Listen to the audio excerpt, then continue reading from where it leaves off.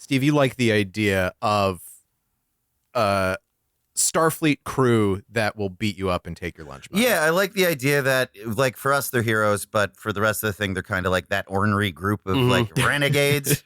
I don't know. I also like, chaotic, bisexual, eternal optimist. It is Captain. a much more queer Star Trek than I think any other Star Trek, even the new ones. Like there's just something. There's something in that energy. The Kirk and Spock thing, the original ship. Yeah. Before the word ship was even coined, because X-Files hadn't come out Back then, yet. they thought that the ship was the Enterprise. Hey. Well, but also it's like if people always go Kirk's horny, and it's like no, Get if you that watch it, microphone up in your face. if you watch it, you can pull towards oh it. yeah, certainly. Yeah. If you go back and watch all the original, Bones is the horny one.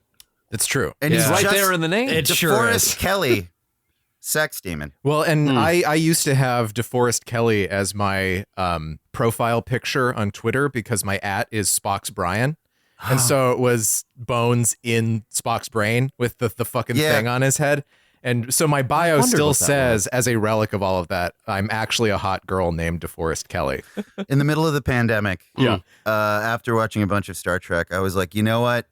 I'm going to get into this like novelty account game on like things. So I currently own the accounts for at Spock Hats, where it was just going to be pictures of Leonard Nimoy. All the extant pictures of him wearing hats I could find. Okay. Do you have I hats? have like 3 of pictures in my phone and swiftly gave up and then never posted anything. But you can still follow at Spock Hats and help me in this moment with whatever the algorithm is now really hit the stratosphere. So many possible worlds, but we got this one. So many possible worlds, but we got this one. Welcome to the worst of all possible worlds, the first and only podcast that still hasn't given up, and we're still making posts. Hell yeah. I'm the worst of all possible Bryans. I'm the worst of all possible AJs. And I'm the worst of all possible Joshes. And joining us today is the co-producer and an actor in Puffs or 7 Increasingly Eventful Years. the actor. The actor, one. the That's small one, which is available on Amazon and Broadway HD. Broadway HD is back. Broadway HD is back. He also has bylines in DLR and WDW magazine, where his boss once told him, and this is true, that he was, quote, elevating the writing of this whole endeavor. Please welcome my good friend and yours, Steven Stout. Hi, Steve. Hello, gentlemen, well met. I think the yours might be editorializing a little bit. No, I like Steve the is your idea friend. that Steve is our audience's best friend now. Yeah. None of us are. It's just Steve. Any noted, kind of noted man about town. You know. There we go. There we fucking go. God damn it. Yeah, I Yes. jokingly said to AJ, I was like, oh, Yes. raconteur? No, man about town for Yeah, sure. I know. bon vivant? Are you a bon vivant? Sometimes. Okay, I like to think of okay. myself as one. I need Nice. a new ascot. Speaking of bon vivants, Yes. we are here today to talk about 2 of the most raconteuring men, perhaps to ever grace Raconteuring Comedy men? Central. Don't look it up. That's the That is the that's proper term. The 2 racks most likely to contour. Yes. To Comedy Jesus. Central, we have Trey Parker and Matt Stone, because today we are talking about the 2004 film Team America: World Police. And Yeah. just in time. It right? is something that I've been wanting to talk about for a while, though. I being Josh. Hello, I'm Josh. Hi, Josh. I'm Brian. I'm Steve. You're AJ. Don't do that bit. Do the fun bit where everyone actually learns our voices and tells us apart. Please. Hey, no worries, Josh. So sorry, Brian, you were saying? Suck my dick. In case you can't tell from the temperature in the room right now, Yes. we're all head up because we are talking about something that now is 20 years old and reflects a lot of the assumptions and prejudices of the time, as well as, I think, a lot of attitudes that were just kind of in the atmosphere, right? They were just sort of part of the water, basically, at that time. Right. And you know, a lot of our listeners are younger.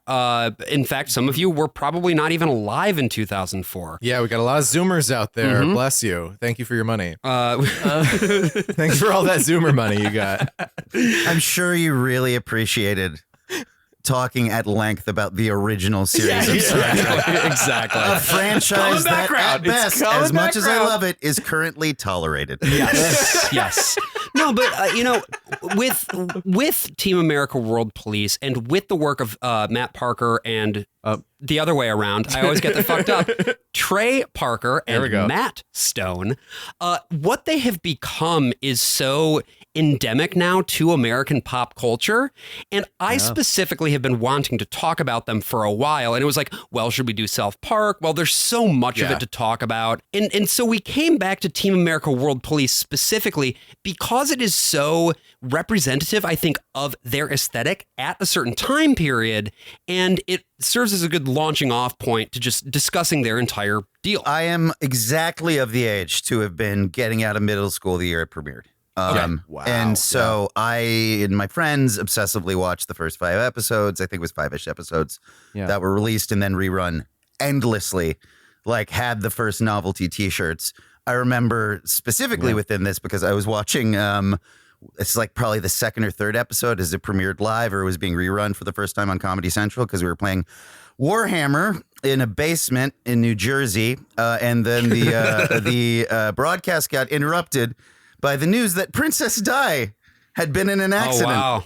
Oh, God. That's a fucking time capsule right there. Right, exactly. Okay. I have a weird thing with that for like 90s things because it was similar like when the O.J. Simpson chase was happening. Yeah. I'd specifically gone over to a friend's house because he had gotten a case of Crystal Pepsi. Oh, we were going to drink the Crystal Pepsi. Real 90s kids will remember that. Yeah. So I had watched that and then subsequently it's a thing I've always...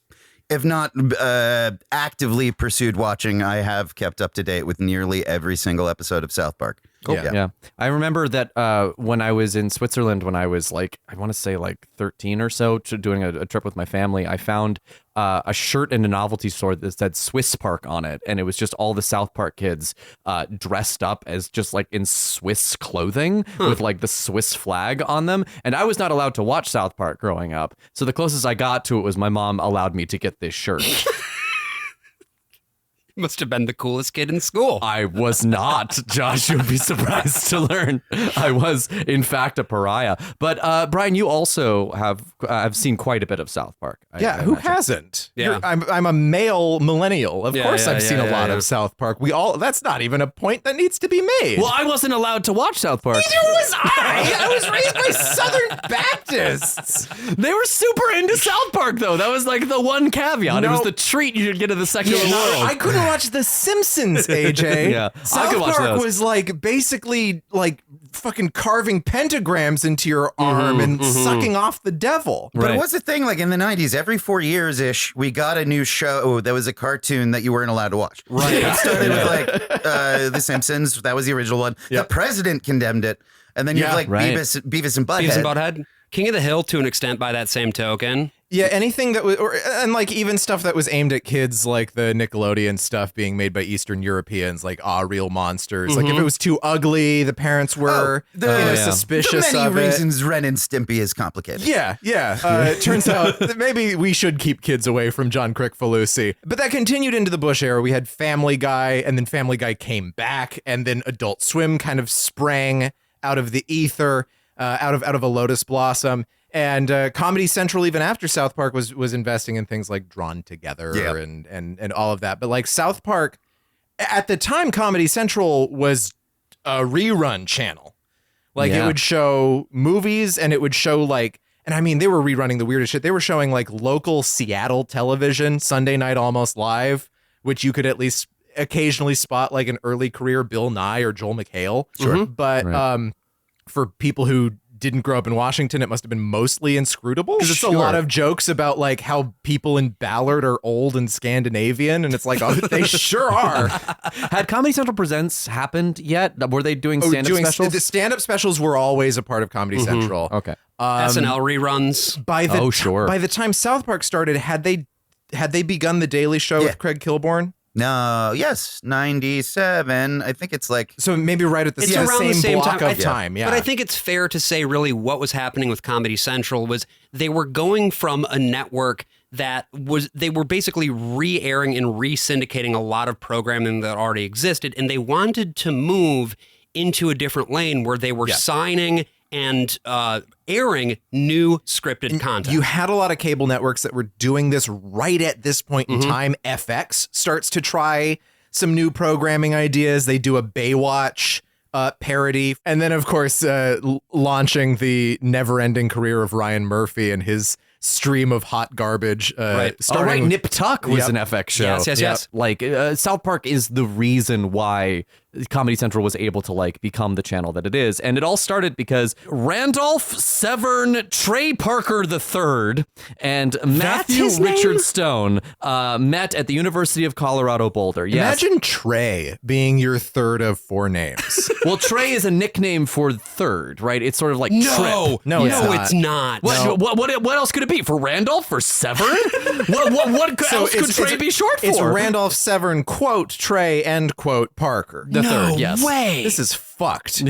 So Trey and Matt met at the University of Colorado Boulder, where Parker... Colorado? These guys are from Colorado? Oh, shut the fuck up. Where they double majored, where Parker double majored in film and Japanese, a world language, if you will. Okay. That'll come up a little later. Stone, for his part, was a math film double major. His dad basically was just like, you have to get a practical degree. And so he agreed to double major in math. So that's why he also added the film major. Yes. Because what is practical about a math degree? Nothing against mathematicians. You can build rockets? No, not with just... No. That's engineering. You need physics too. Like there's multiple pieces to it. Like pure math is somewhat not abstruse. practical at all. Yeah, it's a realm of philosophy. Right? Sure. But they ended up meeting in a Film 101 class, and so they made about a film a week for that class together. And most of these were just completely lost to time. We did not do that at Calvin College. How many films did you make, Brian? Like one a semester. Okay. We were all terrible. There was no training going on in that major. That's why I podcast now, and I don't know what the fuck I'm doing. I've been having a mild technical problem with the mixer lately, and I just can't solve it. Listeners, in the comments, tell us what you think the mild technical problem is. Please don't. Steve, did you have a background in film or anything like that? I blessedly grew up in the time when you could have I keep thinking like I'm ancient and have a large bushy beard. But I grew up in the time where it's like you could have like a video camera that you made terrible skits with your friends. Yeah, you dick around on a camcorder. Where you have to like edit it by like rewinding to when the other shot was. And then like we were just relieved when like editing software came out. So I had one friend that like slowly that became like his thing. Yeah, you have your one friend with a nice Dell and Windows Movie Maker. Precisely. And like, dude, he got it. Yeah, like there was one sketch finally. It was like before we gave up the ghost, we were slightly in college where we came back. We were excited because there was like force lightning finally. Oh, yeah. Yeah, so it was like we could do a force lightning joke. And we were so happy. There was nothing college students wanted more at that time than a force lightning joke. They have the special effects automatically made. No, but that sort of like carried over into undergrad. I was always like doing theater, but also like making short comedy bits with friends and things like that. Well, Parker and Stone, unfortunately, did not have force lightning at their disposal. It was a little too early. You know what they did have was construction paper. And so what Trey Parker started doing was doing these stop motion animations with construction paper. 3 or 4 or 5 minutes long. And I mean, this is a very painstaking process. Yes. Like, in some ways, it is simpler than drawing out a new cell of animation every single time, but it's essentially a form of flat stop motion, almost like what the Soviets did, but without the hinges. Yeah, and it was a painstaking process, and it actually paid off for him because his short American History, which is basically a prototype for what South Park's aesthetic would be, wins the Student Academy Award, which means they fly him out to LA. And I have a quote from him here about him winning. There are all these Cal Arts kids behind me who had submitted these beautiful watercolor and pencil things. And here's my shitty construction paper thing, which makes South Park look like Disney, by the way. And they're all fuming. But I think, if I remember right, that I stiffed the Academy for a $500 bar tab. That's awesome.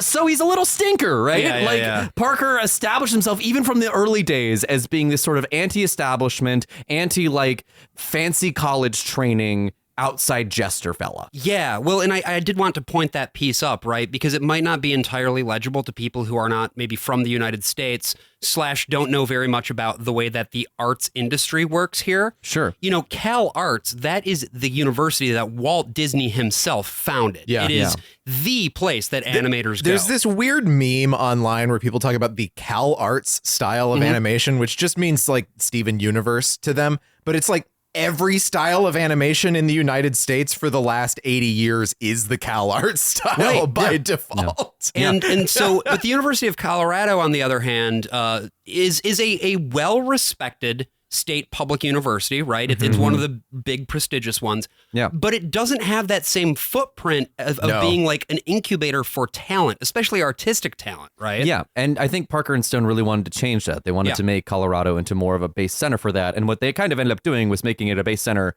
for the two of them. Yeah. Yeah. And very, very successfully, I will add. So Parker and Stone co-founded this studio with their college buds, Jason McHugh and Ian Harden, called Avenging Conscience, which is takes its name from a D.W. Griffith movie. Yeah, it's based on The Telltale Heart. I have seen this movie.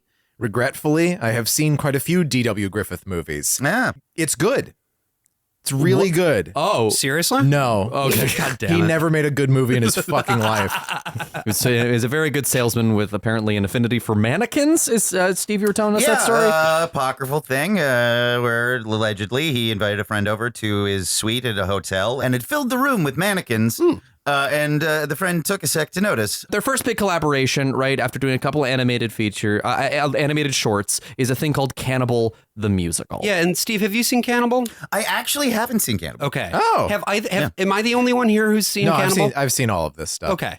So you have seen every episode of South Park. Yeah. You've got this extensive knowledge of Trey and Matt, but you have not actually gone back think to the it's source. because when I fully engaged with this stuff, it was more of like a video store thing. Sure. So it was like what was at the Blockbuster in town. I don't think Cannibal was on available. Yeah. And I didn't know the wherewithal of like how to track down like that piece of like cult media at that point. I think I found it in the $3 basket at Walmart. It's very low rent. It was shot very quickly.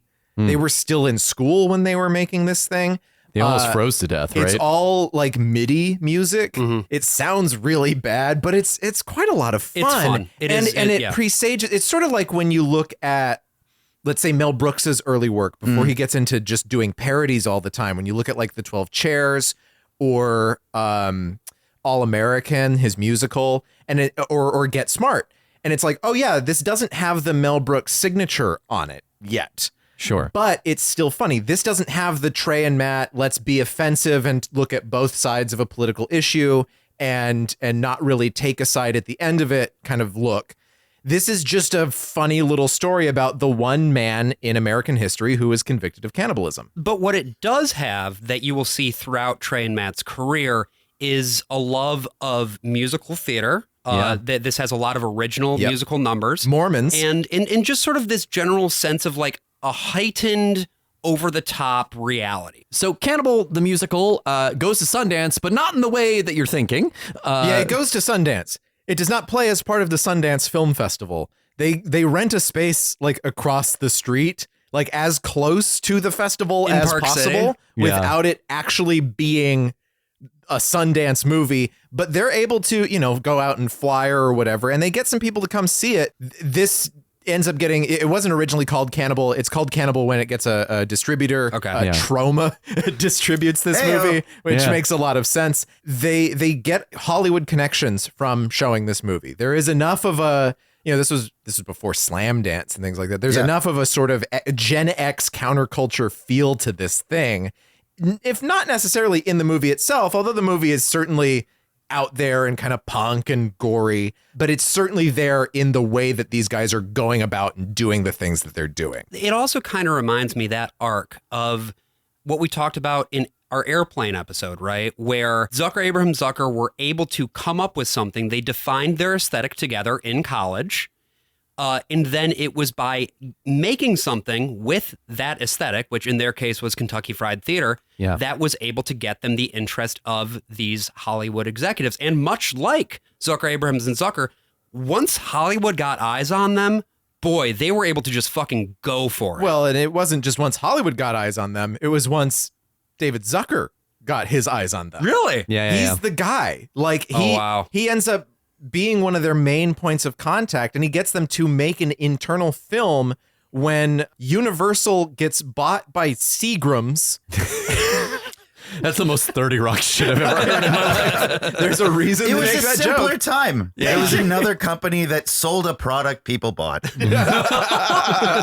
versus Whatever is happening now. I do love that, though. It's like, we have these delicious beverages. Also, we have a movie studio. Like, what? We're like one of the largest distributors of alcohol in North America, and we're going to make some movies. Huh. So Zucker hires them to make a movie that's like going to be like a 50s educational film. It's like, so your studio is being acquired. Here's what you can prepare for. And so they're like, cool, he's getting us to direct this thing.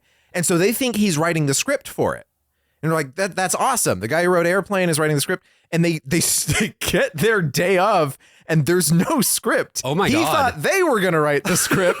So they just kind of improvise everything. Yeah. And they're interviewing people on the lot. So like Steven Spielberg is in this. Yeah, they direct Steven Spielberg in one of the first things they do in Hollywood. Shit. It's pretty funny. It's Yeah. pretty good. And they say they have horrible memories of that day. Like it was like You know, truly that- one of the worst. That's like one of those things they've days ever that you done. just black out forever Yeah. from your memory because you're but you've so seen it. stressed out. But you've seen it? Yeah, it floats around on the internet, and even some of their early shorts were floating around on the internet before, like in the 90s. So another thing that they end up making for this is all internal. This is like being shown at like boardrooms and things like that. Right. Is they adapt an old student film of theirs called The Meaning of Christmas or Yes. The Spirit of Christmas. It was Jesus versus Frosty the Snowman, which then became Jesus versus Santa, which then Claus, became the meaning of Christmas. Spirit of Christmas. Spirit of Christmas, thank you. Christmas. And so it's everyone knows Jesus versus Santa, or at least everyone our age knows Jesus versus Santa. It was one of the first viral videos. Yeah, like it made it onto the internet. And after it was shown in a few boardrooms and back rooms and whatever, a young actor with prematurely graying hair gets a hold of it and decides to make hundreds, possibly thousands of copies of this on tape and just sends it to people. That's right. I'm talking about George Clooney, literally George Clooney. from the Tomato movie. Yeah.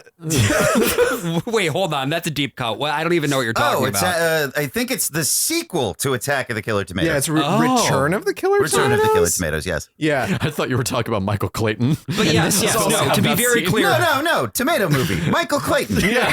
in case there's any There's cancer in confusion, the tomatoes. Yeah.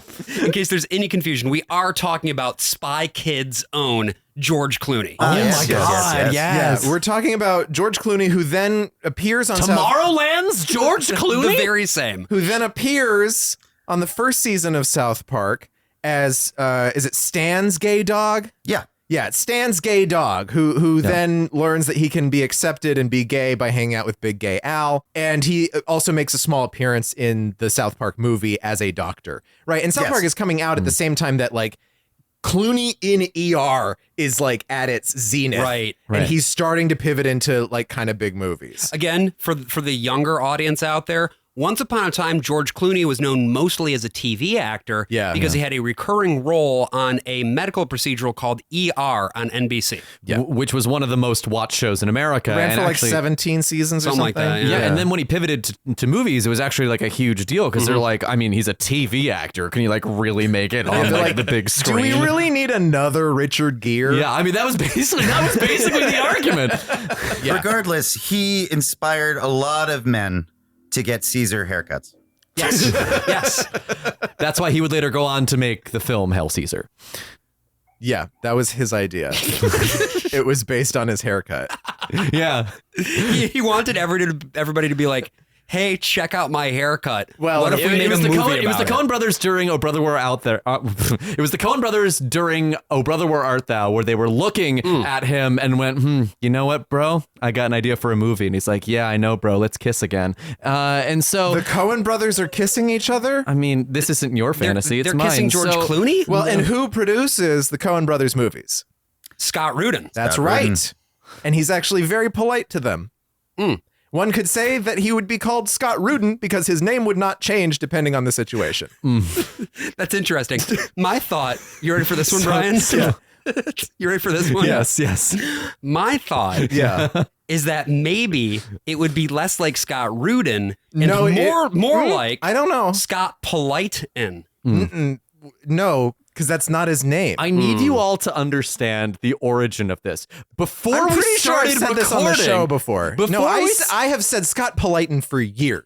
You've never before we started recording. I have tweeted he sets up this joke. He sets up this joke before we start recording, so that while we're recording, we're expecting Scott Politen. He has duped us for the last time. I'm taking his gun. So I am taking the gun. I am taking. Oh, You okay, both took my gun. I- There's two guns now. We have a paradox on our hands. I have the guns. I am pointing one at each of you. Great. And Steve is fine. Steve is Steve's behind fine. the protective glass. yeah, Scott Rudin ends up really taking a shine to them, right, AJ? Oh, yeah.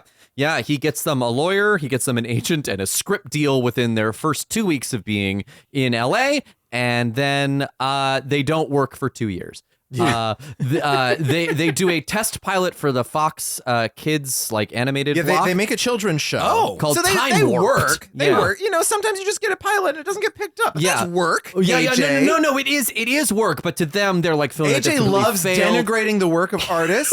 For God's It's on the record. It is. But like in Hollywood, it is the era where you get development deals. Yeah. Like there's a thing where These things you can, exist still. And actually, Yeah. for our listeners who might not know about this, Steve, can you sort of explain what a development deal is and what it does? So basically, it's like I'm a producer and I am trying to create eventual TV shows and or movies of either properties that I own or have optioned. I've read a book and I want that and I want to connect that with this other writer and so forth. And I have a budget to let these things kind of grow Right. Yeah. and experiment and then most of the time not happen. Yeah. Right. Yeah. Or go, this is great. We're firing you and hiring somebody else on it. But it's like a time when this stuff is not determined algorithmically. Yeah. It's determined by like the whims of the insane people who run these tiny offices. Which is how it should be. Yeah, kind of. That's just a better way of making art because art is by insane people. Just different insane people. right. And it's also the algorithm dictating things is just one step away from AI doing it, right? Like it is like determining what people want based on what a computer has Right.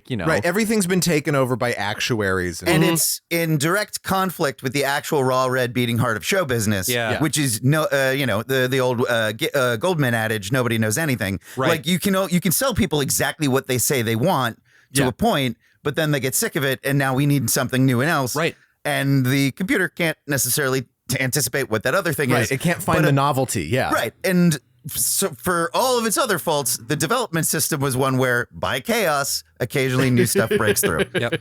And one of the things that breaks through is, of course, South Park. They make a pilot using their tried and true construction paper animation style. It takes for fucking ever, and they immediately move over to the computer, and they become one of the first digital art animated anythings out there.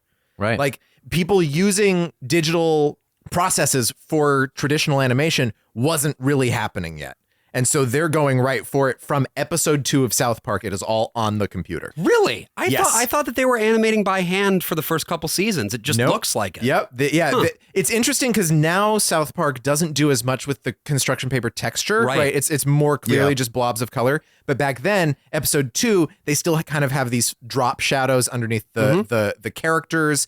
And they also have like a lot of really intricate rough textures on everything. That's really interesting. Yeah, because what you get there, the pilot, they have the short The Spirit of Christmas, which is an adaptation of the Jesus versus Santa that we were talking about. And then South Park itself, the show, begins on Comedy Central in 1997. Right. This, again, as we were saying, is part of Comedy Central's ongoing attempt to create new scripted programming that's going to drive the network forward. And that's what makes such a big star out of Craig Kilborn. Craigie Kilsborn. America's sweetheart. But Craig Kilborn. The other thing that should be noted here is that Comedy Central is a Paramount network. Yep. And Paramount is where Scott Rudin has his production shingle, right? So this is all connected in terms of how they're getting these deals, where they're going, and who's vouching for them at what places. They actually sell like millions of dollars worth of merch before the show even premieres. Oh, this becomes just like a symbol of the counterculture as such as it exists, or of just like shitty teenagers thinking that they're counterculture. But also it's super like, okay, so the pilot it's the 90s, pilot episode, Cartman gets an anal probe. Yes. Yeah, or Cartman gets anal probed. Yeah, so it combines also a streak of like 90s X-Files, conspiracism, alien abduction, all that other stuff. It's just missing Coco Pelli and it would have had the whole thing. Yeah. But it's also, it's like, it's a bunch of kids who are cursing. Yes. And as children, you're like, finally someone said it. Right.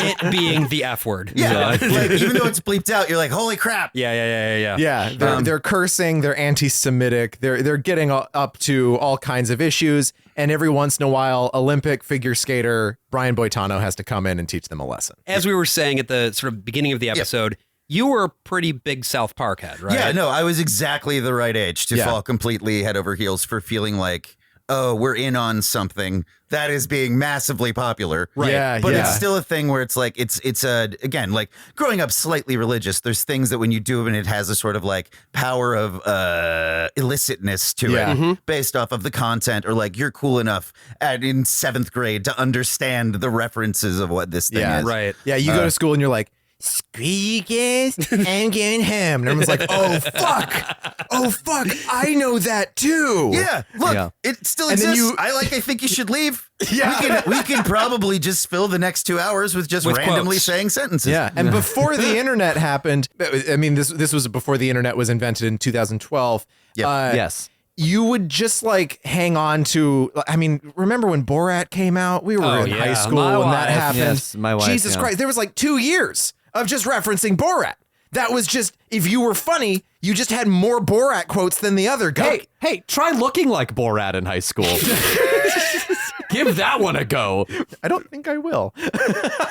Let me tell you something. It's not very nice. Did you have the mustache? I did. Did you have the suit? No, but I did do it for Christmas one year. Of course you did. Christmas. I dressed up as Borat for Christmas. For Halloween one year, I did dress up as Borat. So both of those things seem more your fault. Yeah, that is. You're not wrong. You know, just for that, Steve, I'm taking away your pellets. No. It's okay. I was blonde, so people called me Dutch, so I know how it feels. Oh, yeah. You know what everybody called me? Harry Potter. Oh, because he had the glasses. Blonde. Well, I don't know, man. Fucking Grand Rapids is just full of the worst kids. Horrible kids. Steve, what do people call you in high school? Stevie Bumhair. What? That's Why? very 90s. Okay, so it starts with, Okay, let's try my name is Steven. Yes, it sure Now is. you make that something silly, Stevie. Right. Yeah. Oh, with you noted so far. recording artist, Stevie Wonder. And then that's a stretch. Okay. Wow. Okay. Yep, nope. And now we're going. And now the specific bullies in question were Mormon, so they wouldn't say like ass or something. Sure. Okay. So it was bum. The dread word bum. Yeah. Combined with a hair. Well, of course. Yeah, that's now out there publicly. Okay. Mormon bullies. They were very familiar. Limited amount of tools at their disposal. Like similar to Quaker weaponize 'em. ghosts. Quaker ghosts can't scare you. They can be polite. They can come right behind you and be like, "Would you mind terribly if I'm also cohabitating this room with you?"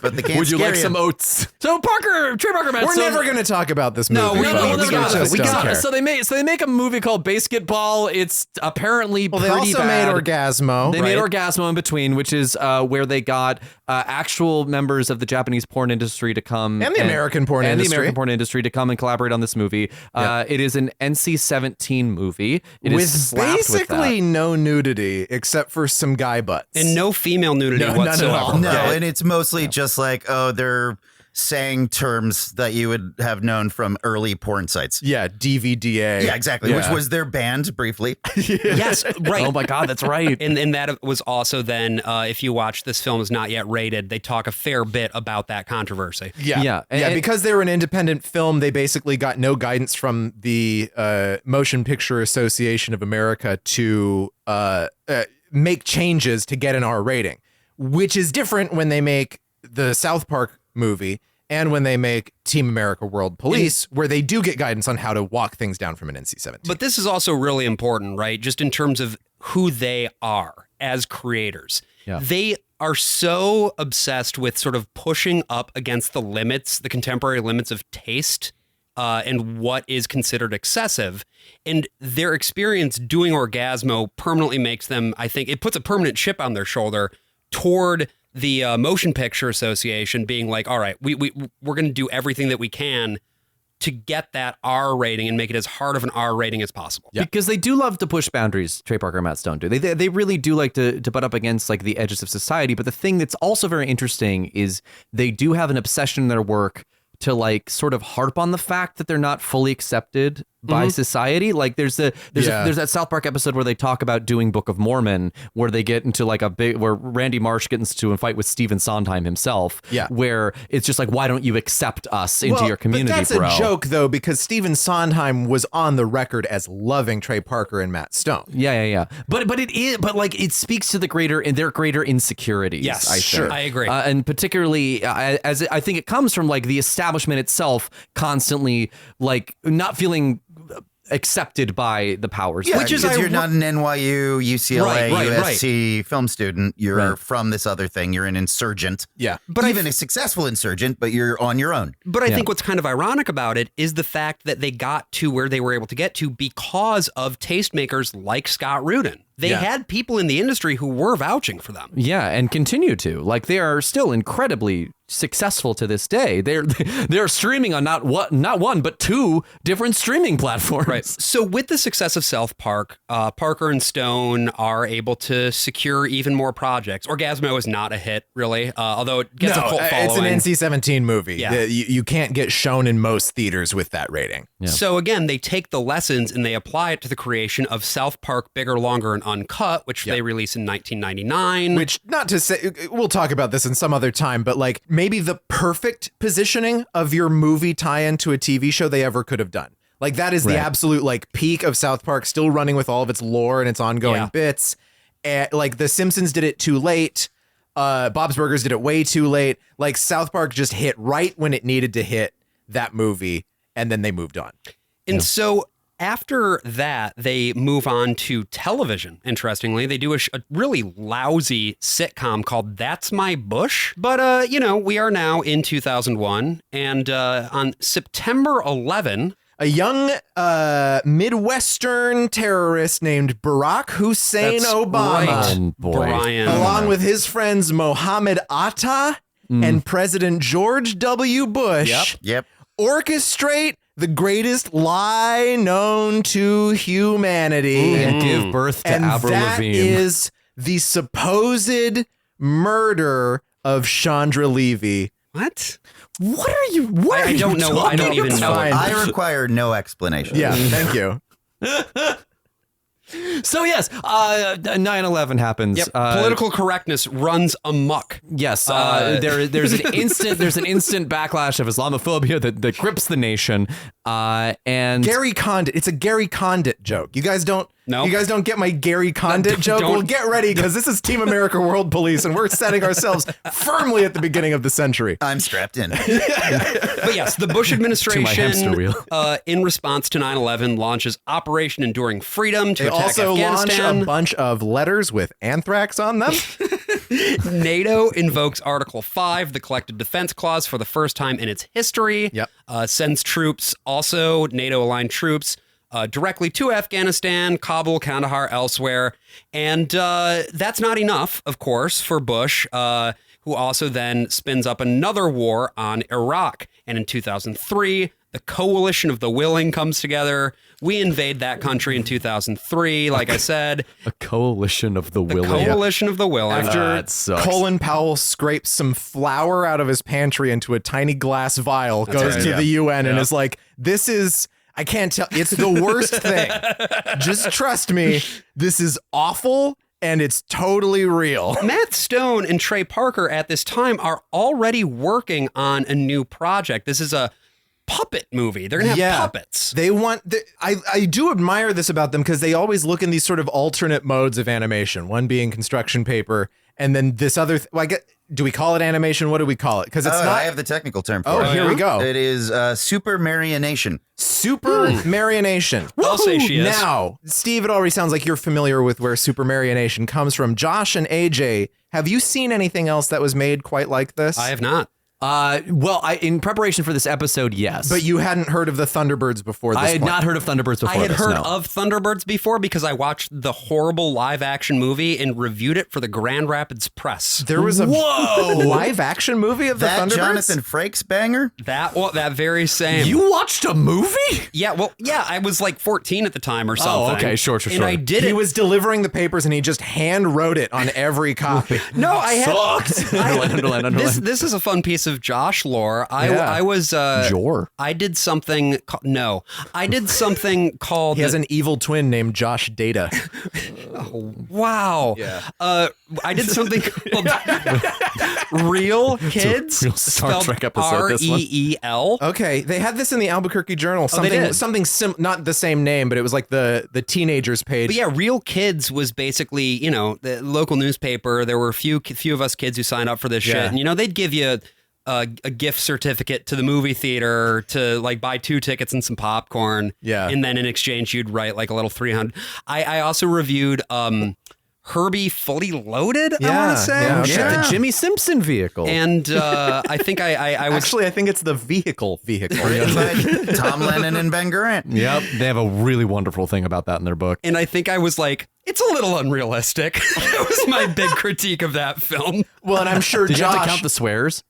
No. I'm sure, Josh, just as with the Thunderbirds, you hadn't seen the original Herbie movies either. With right. Don Knotts. Oh, no, it was one of Dean the... Jones. That's think it right. was one of the Thank you, Steve, for being in my corner. Dean Jones. The most divorced man in history, I Dean am Jones. Also star of That Darn Cat. Yep. The first one, not the remake.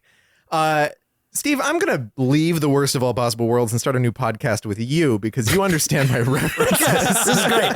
This is great. So Thunderbirds was one of many shows by like this one British guy whose name I don't remember because he's British and I don't respect those people. Right. But he was working on the typical British television shoestring budget. And decided to take those shoestrings and hitch them on up to puppets. Mm-hmm. Yeah, it was like, how can you do a sci-fi / James Bond, Ken Adams designed action series that's mostly talking? Yep. And it's where it's introduced where it's marionettes in like rocket ships. Yeah, and like this did get a little bit of airplay in America. My dad said that he saw Thunderbirds every now and then on TV. But like, it certainly didn't travel down a generation. Like, I certainly did not grow up knowing what Thunderbirds was. It is enough of like a Gen X irony watch. Okay. Sure. Like a Brady thing. Bunch. Similar to, or like the original Speed Racer. Yeah. Where it's a thing where it's like, this has come over. Oh, you then get into your early 20s and you're kind of watching these things from an ironic perspective. Yeah. So Team America, for most of the like teenage Americans watching it, is very novel. Yeah. No one's, and certainly like having a feature length movie, especially at the budget that Team America has, with marionette puppets at the center of it, is unbelievable. Like, it's amazing to get that sort of thing greenlit because you're not necessarily going to have a lot of people in the industry with experience working on this kind of thing. And so you have to build a whole bunch of experience. Mm-hmm. You have to create techniques for how to make this kind of thing. Well, I think it's also funny because the movie starts as just an action movie parody. Yeah. Like the origins of it aren't necessarily political. I think it was even a thing. And again, this is just like crappy internet research, but it was like originally it was going to be like a shot-for-shot remake of like The Day After Tomorrow, but done with puppets. Also, not unlike Airplane in a way, where Airplane was just a shot-for-shot remake of 0 Hour. Yeah. Right. And I think what's very interesting too is that as the politics became more involved in it, the more like in interviews and things, they started to focus on that being sort of the centerpiece of the movie. Stone and Parker present themselves as being kind of enlightened centrists, right? It's like, both sides are bad, man. But the fact is, that is an ideology all of its own. And we see that come through in so many ways in this film. So I feel like we might as well just start talking about what happens in this fucking movie, right? Yeah, there is a shot from Star Trek Generations at the very beginning of this film. That is the planet that Malcolm McDowell blows up. Yep, to get back to the Nexus. Is it actually just the shot, or did they recreate it? Yeah, no, it's just the old footage from whatever 5 years ago or That's whatever. It would be awesome. Paramount owned. Yeah, exactly. And so it's not Earth. If you look closely, it's like, what is it? Viridian Prime? 3. Viridian 3. Yes. I did not expect this episode to be so Star Trek heavy. Yeah. So we open this, and they're actually like mimicking the film grain of like the opening of a Jerry Bruckheimer movie. Like they're completely capturing the tone. And one of the first things we see is this marionette puppet in front of this very crudely drawn Eiffel Tower. Right. And Steve was showing me a quote earlier from one of the executives. This is apocryphal. Again, but- this kind of goes back to like Trey Parker and Matt Stone. The studio goes, we give these merry pranksters a bunch of money, and hopefully Jeremy it works. Strong, is that you? Yeah. Hopefully it like works out in our favor as the thing. But the first shot of the movie is this like tiny, crappy looking marionette in front of a crappy set. And I guess one of the execs in there just yelled out, "Oh no, they fucked us." Which also seems like maybe the executive was making a bit of a joke himself. Right. Like, they fucked us. Yeah, I feel like I want to believe that it was a genuine panic attack. That it was Because part of the reason the thing gets greenlit is they're like, we love that you're politically incorrect. Yeah. Right. We'll deal with the puppet thing. Yeah. So like, we want your jokes and that thing. We'll figure out how to deal with this weird puppet. And How to you market have this, to yeah. really think about this, the era that birthed South Park. Remember, The Simpsons is controversial. Dan Quayle is like, let's not be like Murphy Brown or The Simpsons. To be controversial at this time was just to cross bounds of like good taste. Yeah. In a way that people think targets children, especially, right? Right. It's all about putting labels on CDs. It's all these things that like focus on the family was actively involved in. Sure. It's stuff like, video games having mild blood and violence and things like that, Night like Trap. a Night Trap. Yeah, it's also the Dixie Chicks era.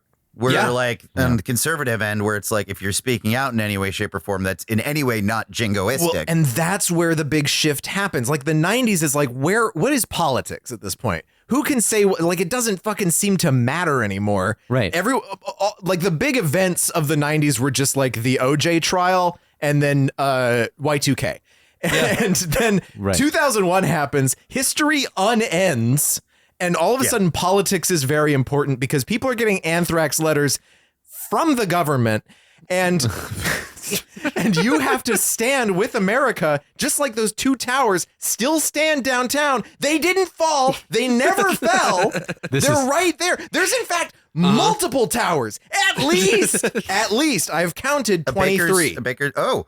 Whoa. A baker's dozen plus 10. 23. Yeah, a baker's dozen plus 10. What I was going to say.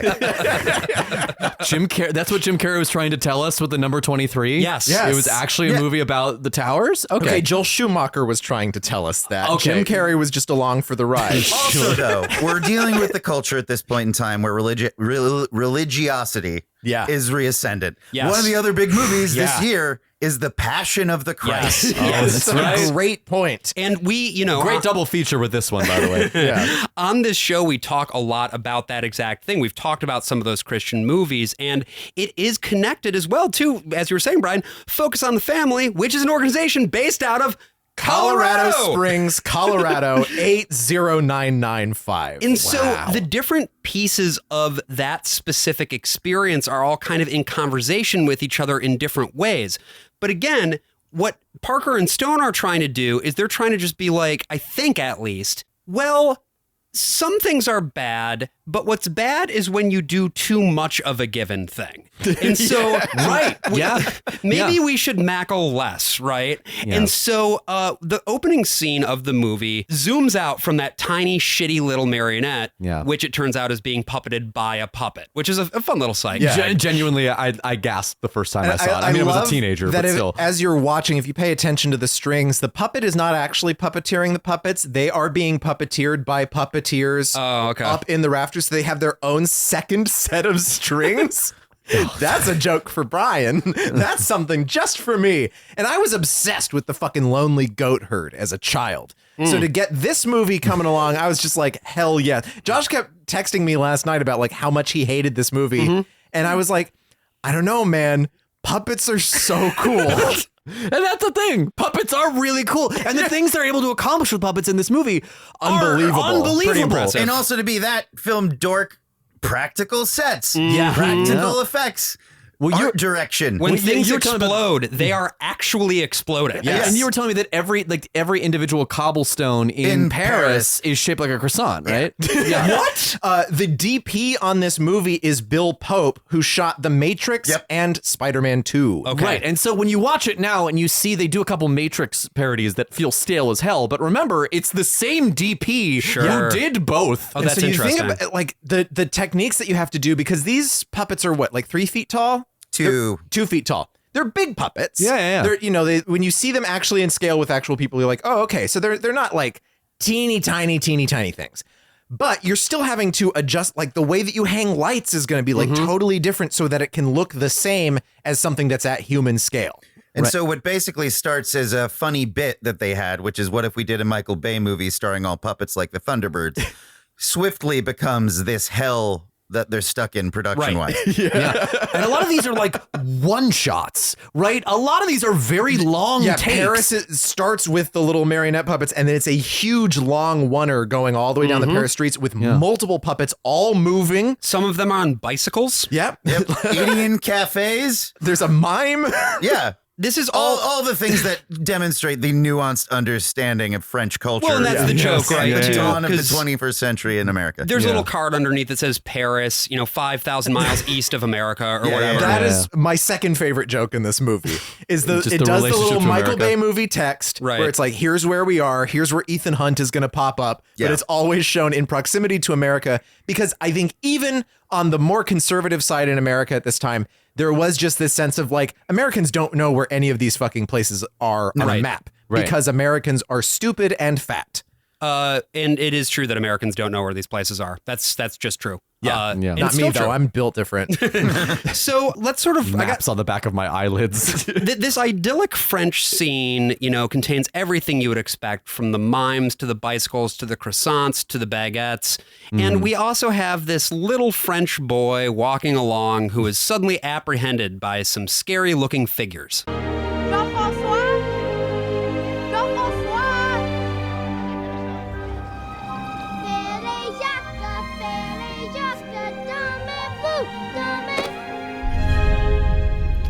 And now we see some terrorists glaring at him.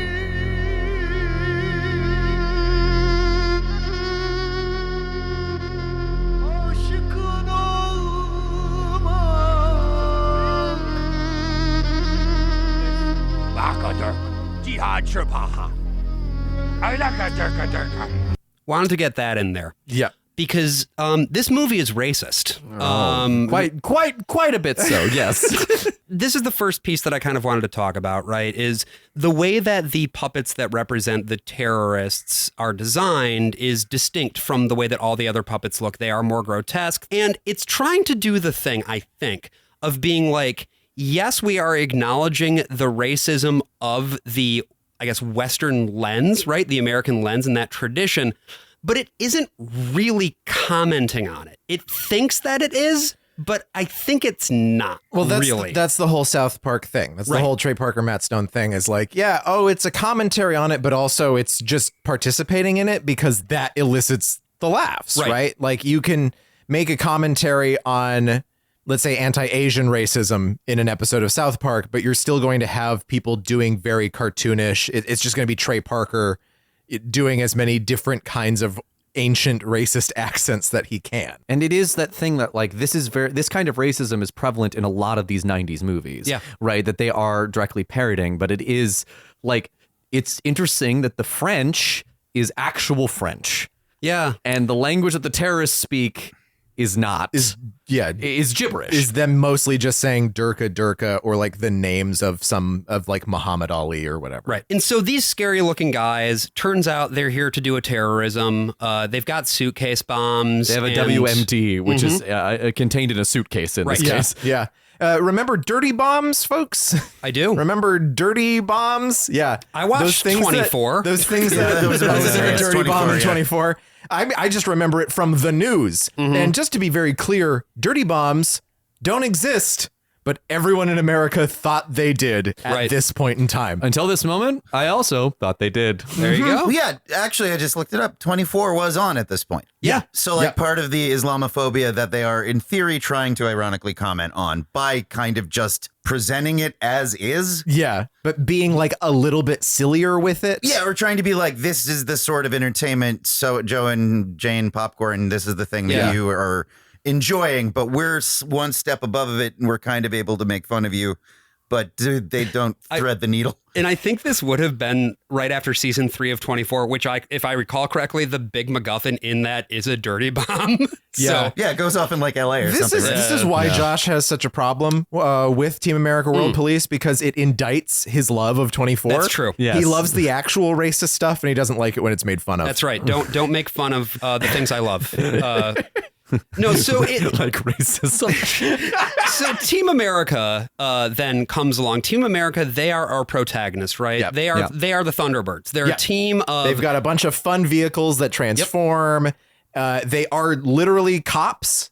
They are just police for the rest of the world. Yes. And they destroy the Eiffel Tower and the Louvre and the Arc de Triomphe while trying to take down a single guy with a briefcase. Right. What we're supposed to be getting away from this, I think, is, well, America knows only how to do things clumsily and excessively. You know, there is so much collateral damage that we do in our pursuit of making the world a safer place.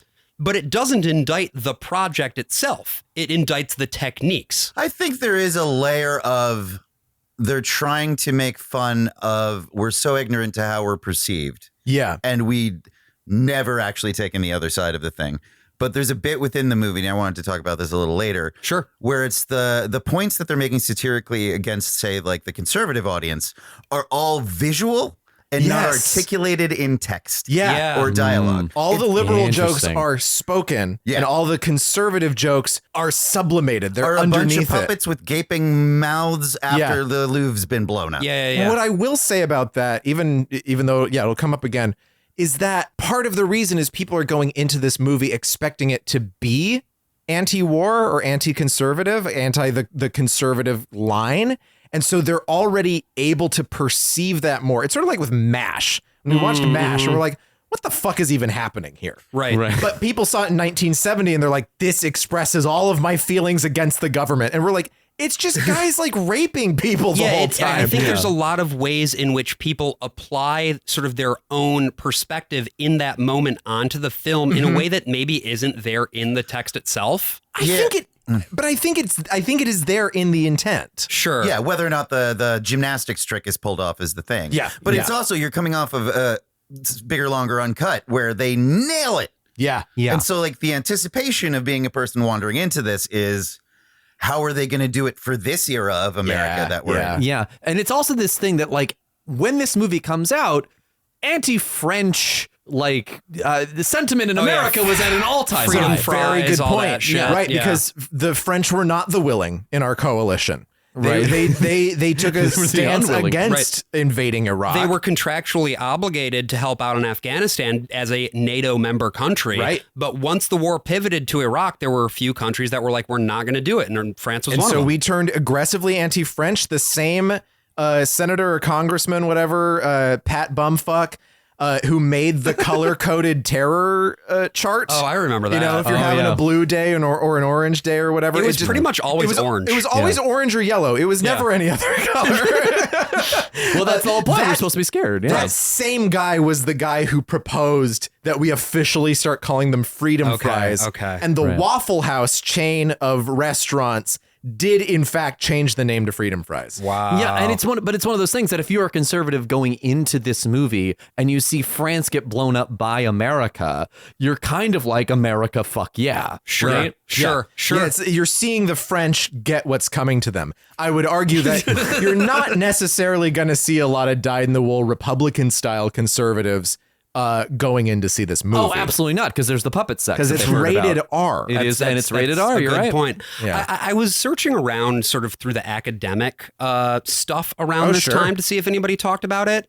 And I found an article from 2006 from a journal called Millennium, which is an international relations journal. Millennium. No, Millennium. What? Yeah. Based on the TV show, the spin-off of The X-Files. Come on. And I found an article starring Will Smith. I found an article Steve here got that one too. written by a guy named James Gow, who is, or at least was, chair of international peace and security at King's College London. Okay. And he says about that he loved this movie. And I think this speaks a lot to how people were seeing this movie in the moment, right? Yeah. The locals clearly are not touched by her influence or words, her being one of the members of Team America, which reflects, maybe, America's problems in communicating with large parts of the world, where its words and gestures, which make sense to Americans locked in a world of psychiatrists and therapy, simply do not connect with people operating in other idioms.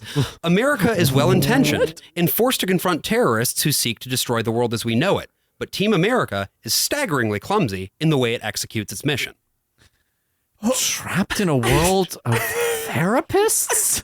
Which New York Times columnist wrote this? Sarah Weiss? A man known as James Gow. This article is buck wild. This is an academic article. This is from an academic journal, dude. The article, and the fact that it's a fucking limey writing this too. The article is titled "Team America World Police: Down-Home Theories of Power and Peace," and it concludes by saying, "To this extent, the metaphor-cum message reflects a constructivist realist interpretation of international relations, where security issues are defined by the intersubjective interaction of interests, ideas, and values gauged against necessity." No irony here.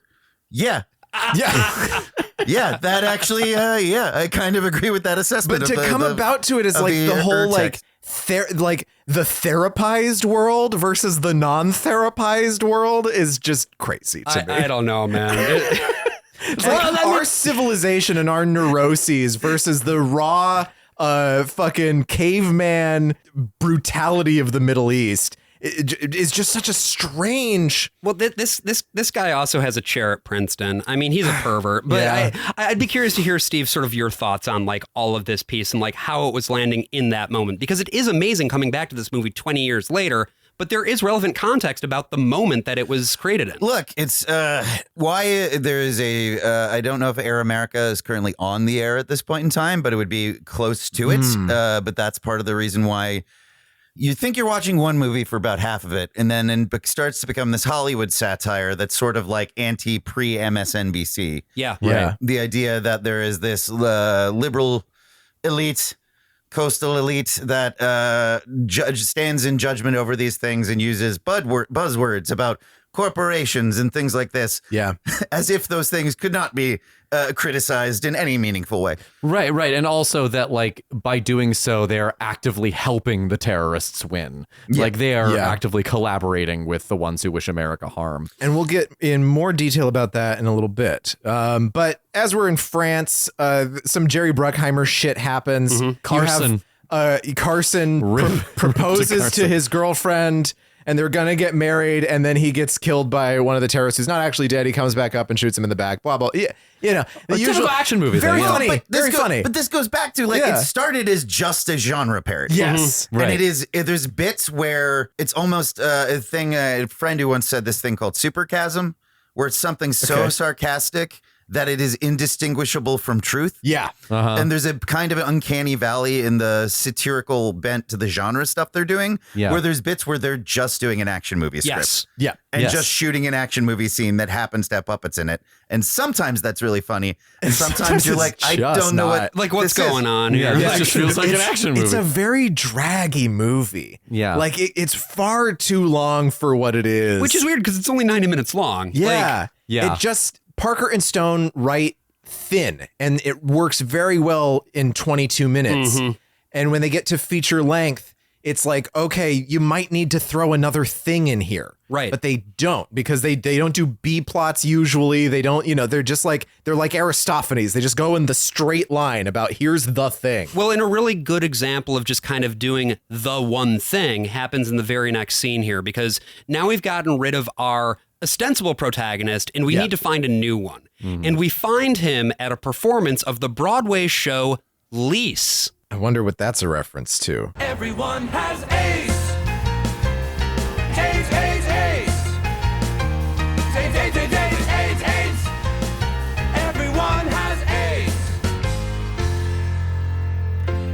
this is the end of our story. And everyone is dead from AIDS. It took from me my best friend, my only true pal, my only bright star. He died of AIDS. Well, I'm gonna march on Washington, lead the fight and charge the brigades. There's a hero inside of all of us. I'll make them see everyone has AIDS. My father, AIDS. My sister, AIDS. My uncle and my cousin and her best friend. AIDS. The gays and the straights and the whites and the spades. Everyone has AIDS. I had to keep that in there. This is one of the songs that Mark Shaman also worked on. Oh, yes. And the song ends with them going AIDS, AIDS, AIDS, AIDS, AIDS, AIDS, AIDS, AIDS, AIDS, which is also how You Can't Stop the Beat, That's also Hairspray. written by Mark Shaman, begins because he's a hack, and that's just like one of the 5 tunes that he look. A hack can be good at what they do, and he wrote some really wonderful songs for the South Park movie. Wrote some great songs for Hairspray. True, but he's a hack. That's just it. That is Brian's opinion. For a folks. perfect example of like how Mark Shaman works, he shows up in The Sweatbox, the documentary about the creation of the Emperor's New Groove, for a while because he does the scoring, not the songs, but the underscoring. Oh, briefly, and then they fire him. So he's working on it for a little bit, and then he gets fired. They get someone else, and he's just like, yeah, that's the business. I don't know. I've been around long enough. Like he's just a career guy. Sure, and. He's a hack. He's just a hack. And you know, I respect hacks. I respect people who can just make something and churn it out week after week since the middle of 2021. Welcome to Hackscast. I was going to say, I also respect hacks. I think Jean Smart is a national treasure. She is, in fact. Yes. She is, in fact. But there is something to this song that, like, it's very clear that they love the show Rent. It is very clear they've watched it a lot. And then the song just doesn't go anywhere. We go from this incredibly detailed, like totally contemporary Times Square recreation, which is amazing. It's beautiful to look at. Into the theater. And it looks expensive. Yes. Yeah. Like with the actual ads that are in Times Square at the time. Yes. The fucking Morgan Stanley building is Disney cleared the Beauty and the Beast poster. Yeah. And they go inside the theater and everyone is like, the costumes are right. The set is right. Everything about like the little details are like, oh, these guys know Rent. Everyone who made this movie really knows this musical, has a passion for musical theater. And then the song is like, okay. I think that there's one aspect that's also making fun of how Rent became such a ubiquitous pop culture thing. Yeah. To the reference of nowadays, it would be like how Hamilton goes from a thing that everybody kind of enjoyed to a thing that that people mock for various reasons, because being an era encapsulated in amber with the thing that goes from being whatever that cultural moment is into a reliable like widget that is sold at the TKTS booth for years and years and years and years. The TKTS booth, approved. the TKTS booth, which is also faithfully reconstructed into American which World is also amazing. Yeah. And I think to that point as well, Steve, that the moment that I also think points to that, and it's another visual moment. Yeah. Again, it's not on the text. It's a visual that we see the audience and the composition of that audience are all clearly fairly well off. Yeah, so it's a Broadway audience. It's a real Broadway audience. And nodding appreciatively and understandingly and movingly. Everybody does have it. Yeah, but I feel like that is a bit of the, like, they try to counterbalance it. Yeah. Yeah. So it's not just like, oh, this is an AIDS musical. It's the like, well, what does that mean as a thing you just spent at that time $65 to buy a ticket? And one of the members of the audience who is decidedly not crying but is looking very intense at the lead of the musical is a man named Spotswood. Yes, and boy does he. The name is Spotswood. Well, nice to meet you. And you are Gary Johnston, all-American actor who graduated Iowa University summa cum laude with a double major in theater and world languages. You've been at the top of every acting class since you were a child. Top gun actor. Get it? Hey, hold on a second. Are you from Hollywood? I have an incredible offer for you, Gary. If you're interested, follow me this way. Please, Gary, step into my car. Oh, I get it. I'm supposed to get in your car and let you put your finger inside me. Then if I go down on you, I get a movie part. No, I just want to show you something. Yeah, I'll bet you do. Please, Gary, I'm not from Hollywood. I'm not going to fuck your mouth, and my time is extremely valuable. Jesus, this is a nice limo. Yes, it is. Now suck my cock. Just kidding.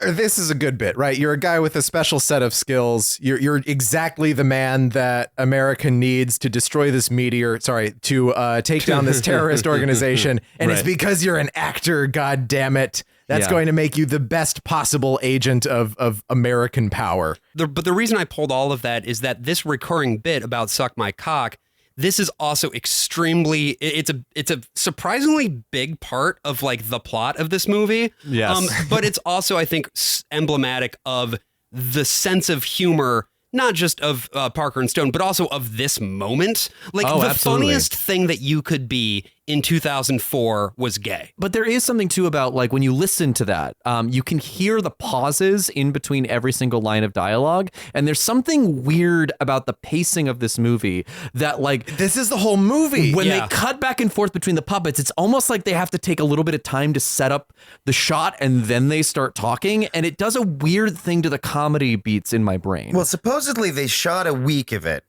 and went, crap, we have to, or like a short period of time. They shot a short period of time on it and they went, crap, we have to change the script from being so joke heavy to being more earnest. Because when it's puppets in an action movie, it's funny. But when it's puppets doing jokes, it's neither fish nor fowl. I see. Sure. So you end up with these bits where it's like, it's the same thing as like, a car can fly. Now, I really have seen everything. Have you seen a man eat his own head?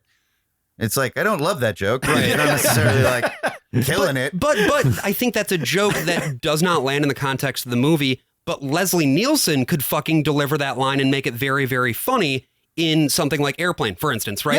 Yeah. Like, but it requires the human element. And like you said, there's a piece of it with the delivery of these marionettes where the timing is just, it's that's weird. also like, have you ever seen a man eat his own head? Kind of feels like one of those jokes that's going to have a weird plot payoff later, where a guy is going to eat his own head. Yeah. And it turns out the other thing from the scene does have a payoff later, right? But like, playing, just to bring it back to Armageddon for a second here, right? So much of the 90s was like, America is in trouble and no one can save it except none of these fucking government faggots are going to do any of the job. Yeah. We need real Americans, like guys who work on offshore oil drills. We need those drillers, baby. Yeah, we need people. Only your skill as a long haul truck driver is going to be able to save us from the terrorists from French Canada. Yeah. Like it's this pandering to some section of the audience or to what the audience perceives as like the real America that they have done very cleverly. This riff on it's like, no, you're a fucking theater major in a huge Broadway musical, Broadway actor.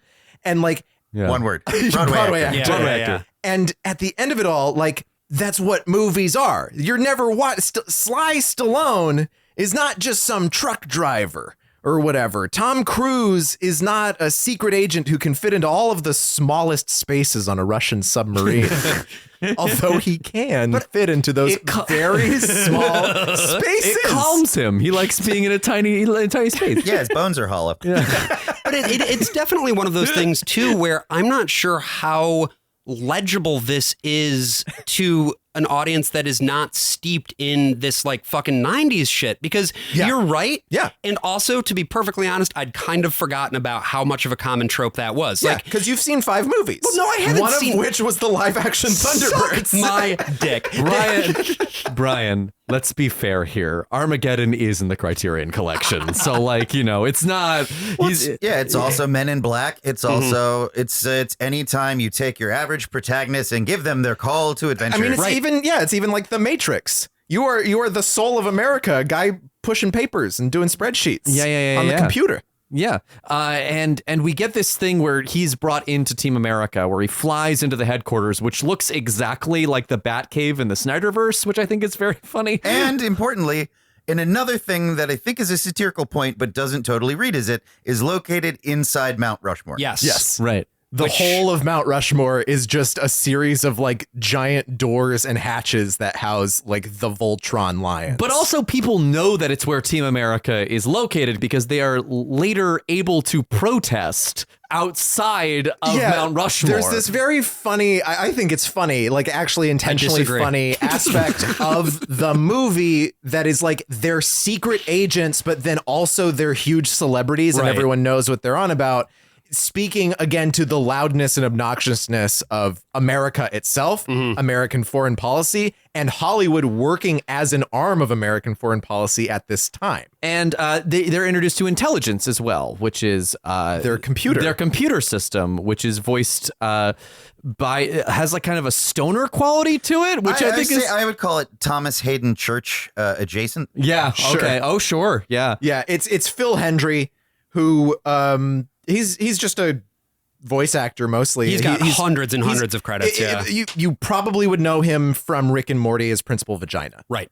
Yeah. Yes. Intelligence also stands for something because there's periods and it's an acronym. We never find out what the acronym is. This is very Thunderbirds. I mean, it's also just like any kind of kids thing always has like the computer. Shield. Yeah, it's Shield. Here's the thing. Even though Gary has now seen all of these incredible, top credentialed, top of their field guys. One of whom is a psychic. But psychic in the same way that Deanna Troi is a psychic, where she just tells you the feelings that you can already see them expressing. That's right. Gary decides that he doesn't want to go for it and he just goes home. But he has a moment after having left where he comes to a bit of a realization.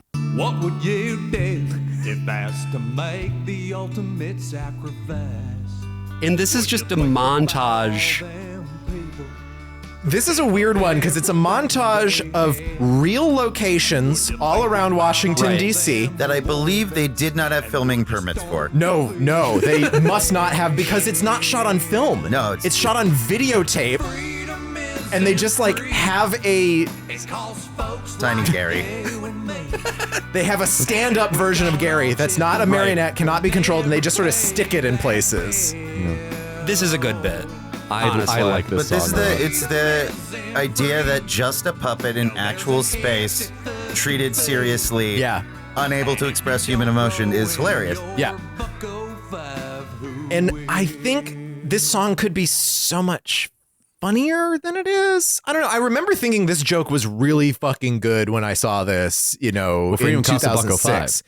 But like, I think because they could get away with the joke being as simple as it is just because of how axiomatic freedom isn't free was at the time. Toby Keith. You just had to see like the face of a soldier with his face blown out by a shell, and it's like, see, freedom isn't free. That guy just paid a little bit of your freedom there with his face. Alan Jackson is who they're making fun of. Yeah. Oh, more than Toby Keith? Specifically because they have an episode of South Park where they do this, where they keep building this like Were you there? tower to heaven. Okay. They built the tower to heaven. It's just about this country guy who keeps showing up and having to write specific songs around whatever the current tragedy or sad thing is. Toby Keith was, boot up your ass stuff, and Alan aggression. Jackson was all the weepy, That's true. I cry for America. Those are different sentiments. Which also Brian from the Backstreet Boys tried to get into for a while, that kind of music when he joined a Christian label, and now he's a QAnon guy. Oh, wow. Jeez. Well, this is the first lyric from Where Were You When the World Stopped Turning, the Alan Jackson song. That is Where Were You When the World Stopped Turning that September day? Were you in the yard with your wife and children, or were you working on some stage in L.A.? Oh boy. So this hits a lot harder when you have this song has been on MTV and VH1 and Good Morning America and wherever else they're playing patriotic. Because if you did something patriotic, it was just everywhere. Like they just devote time on CNN to that shit. Oh, sure, yeah. But this goes back to like, again, the propaganda that we were all just subsumed in at this moment, which again, if you weren't there, it's very difficult to describe how it felt. I can show you clips. Yeah. I can play you audio, but I can't describe for you quite what it felt. How all-encompassing it was. Crazy. The big thing that I always remember from the propaganda, from the fucking ad council shit, the like all the Americans for a Better Alliance or whatever, the fucking TV ads that were just everywhere, is one where it just shows a bunch of houses on a street. and the narration goes, this is paraphrasing, but the narration just goes, on September 11th, 2001, the terrorists thought that they would change America. They did. And then it fades out and fades back in, and the houses all fly American flags now. Unbelievable. They also in the Team America montage, you see the fucking POW MIA flag, which got a big resurgence at this time because now that we have another war, we can actually have people go missing in action again, which is the best thing to ever happen to that cause. And that's why now, as of 2020, that fucking POW MIA flag, which is based on a fucking insane conspiracy theory that somehow there's still like American slave labor in Vietnam, is flying, has to, by law, fly at every fucking state building, at every fucking post office. It drives me fucking nuts. How else would those flag makers make all that money? That's a good question. And also you feel this way because you're not a real American. Right. Yes. Yeah. Yes. Fuck this country. Look. Fuck it to hell. Steve, it's easy to say that. Sit in your cozy little gerbil cave. In New York City. In New York City. Cave? Just, I guess, if you could give us some thoughts from if you could give us some thoughts from the cave here, Steve, on... Cave? When did it become a cave? No, it's a cage. It's just written on the side. It's my Steve Cave. Steve Cave. Cave for Steve. Thoughts on, what it felt like. What do you remember about this time? Well, I was in college in New York. Right. And so at NYU? Or? Yeah, it was subways so with like... Not in the real America. No. Ironic NYU football t-shirts. Right, yeah. Oh, yeah. They still had those when I went there, so, But like, subways with guys with machine guns, and you're just used to it. Yeah. The tower lights going up every September from the still unreconstructed hole. Knowing without a doubt, again, is why I jokingly said the real America thing. It was like, we're not this. Yeah. We are currently the intellectual enemy, even as like idly as some of us might be in our political understanding at the time. Sure. Like being defined culturally as an other because it isn't the twanging kind of like Texas photo porn. I don't know of it all. I always say the closer you get to the 9/11 memorial in Manhattan, the more Oakleys you will see. It's just it is the era where we have a president who is from Connecticut who speaks like he's from Texas. Yeah. Popular comedians pretend that they are cable men. Yep. Right. Like there's a thing also, that's I think he's from like upstate New York. Yeah. Dan Whitney. It's not daunting, this sort of real America fishing truck. Yeah. Fishing trucks. Jesus Christ. Fishing trucks. No, but I mean like just giant aquariums. You're driving down the street. Instead of a rifle on the rack, it's just a fishing pole. A fishing pole, yeah. You know, it's But keep going. But yeah, to be a New Yorker and to have this event that happens in New York, two people who can smell it if they're in Manhattan, and then have the rest of the country take that over from you, and say we're driving the car now. Yes, we are hijacking this, just like Senator Barack Obama. Okay. Come on.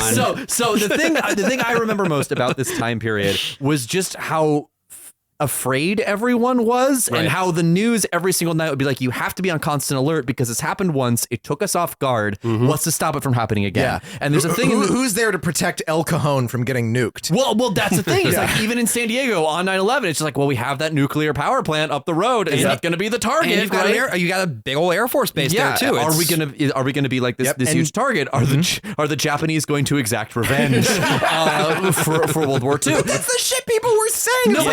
I remember that. Every country is against us now. Right. And there's a bit in this movie where they say they're going to enact 9/11 times 1,000, but that was actually what was being said on the news every night. So it was like, you have to be vigilant. You have to be American, or else they will come for you. And you have a start of a new culture war, because this is also when you have gay marriage coming up, and it's being weaponized against anything that is not a sort of middle American image. Yeah, and the right runs with, I mean, to make it even more insane, the right runs with everything. Like, they're like, okay, let's take evolution out of the schools. Right. Fuck it. Like, this is part of why I think, like, 9/11 wasn't planned out by the Bush administration. It was taken over by very good opportunists. I got some loose change that'll change your mind. Because like if they had engineered 9/11, why wouldn't they have made it look like Saddam just did it? Right? Sure. Yeah. Right. Like they couldn't actually draw that link, but they could just tell people that the link was there and then they went for it. Right. And so once we get back to the second half, we're going to be talking more about where the movie goes. And we're going to talk a little bit more about like the things that it addresses as well as the things that it decidedly does not. Because, boy, this movie gets weird. So Fuck yeah. Stay tuned in the second half and you'll hear more about it very soon. TWOAPW, TWOAPW, TWOAPW. Fuck yeah! AJ would write more, but he's got COVID.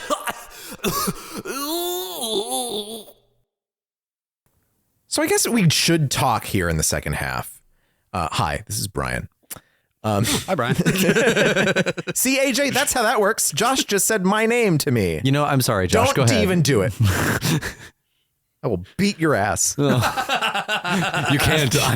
I'm in Steve's cave. Speaking of speaking of asses being beat in Manhattan, Osama bin Laden did that to us on September 11th, 2001. Wow. I think there was no other possible way of phrasing that. Yeah. It was certainly the worst of all possible ways. One could say. Hopefully now no one knows what I believe about 9/11. So I've said every possible the only permutation. thing that we know is true about 9/11 is that is the day that Avril Lavigne appeared on this earth. Yes. There is no evidence of her before that point or perhaps after. See, I really like the secret Wahhabist art, like that piece of potential Brian lore. Wahhabist. A secret Or that Wahhabist. Avril Lavigne is a Wahhabist. Oh, that's also good. Both. So I remember watching this documentary. It was like a true Hollywood story type thing. I don't know if it was that or if it was something similar, but it was talking to Trey Parker and Matt Stone. It was early 2000s.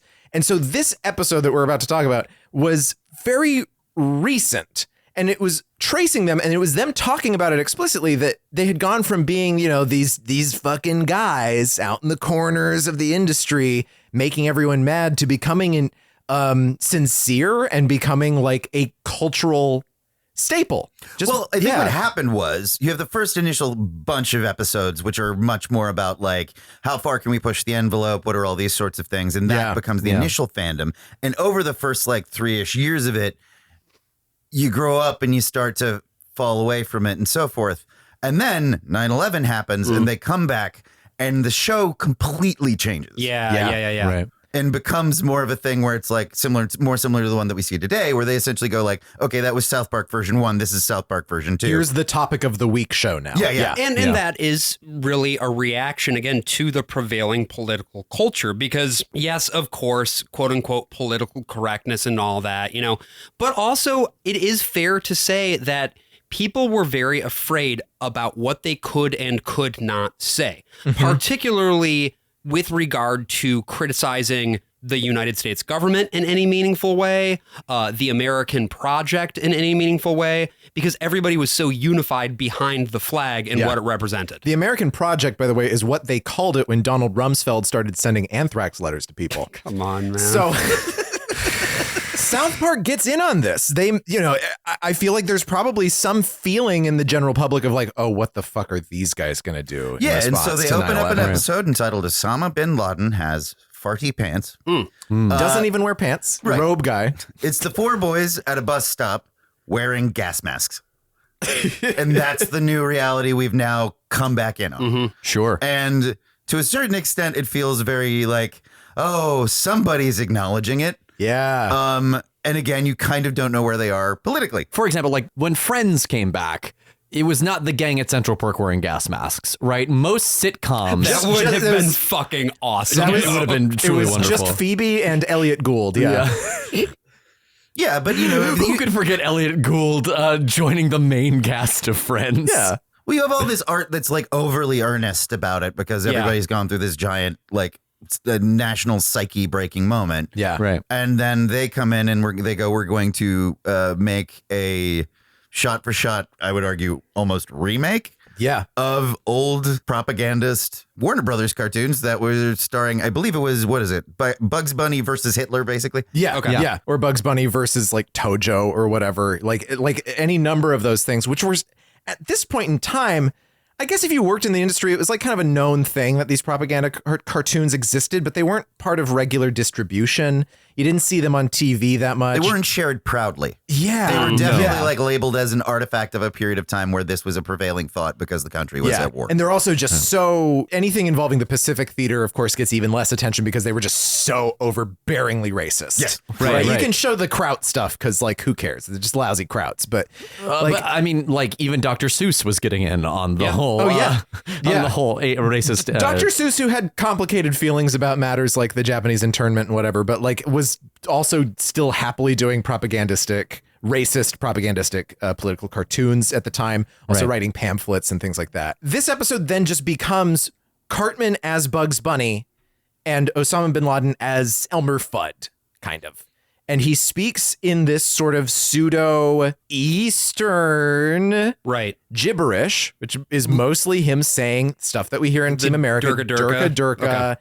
There's a point where like Cartman's in a dress and he's like, you know, supplicate, like on his knees, like, oh yes, fall in love with me. But he's saying fatwa, fatwa. There's a point where his pants get pulled down and then like a series of magnifying glasses show up to show how tiny his pecker is. Yeah. It's just sincere. It's just them doing an old Bugs Bunny cartoon, but with Cartman.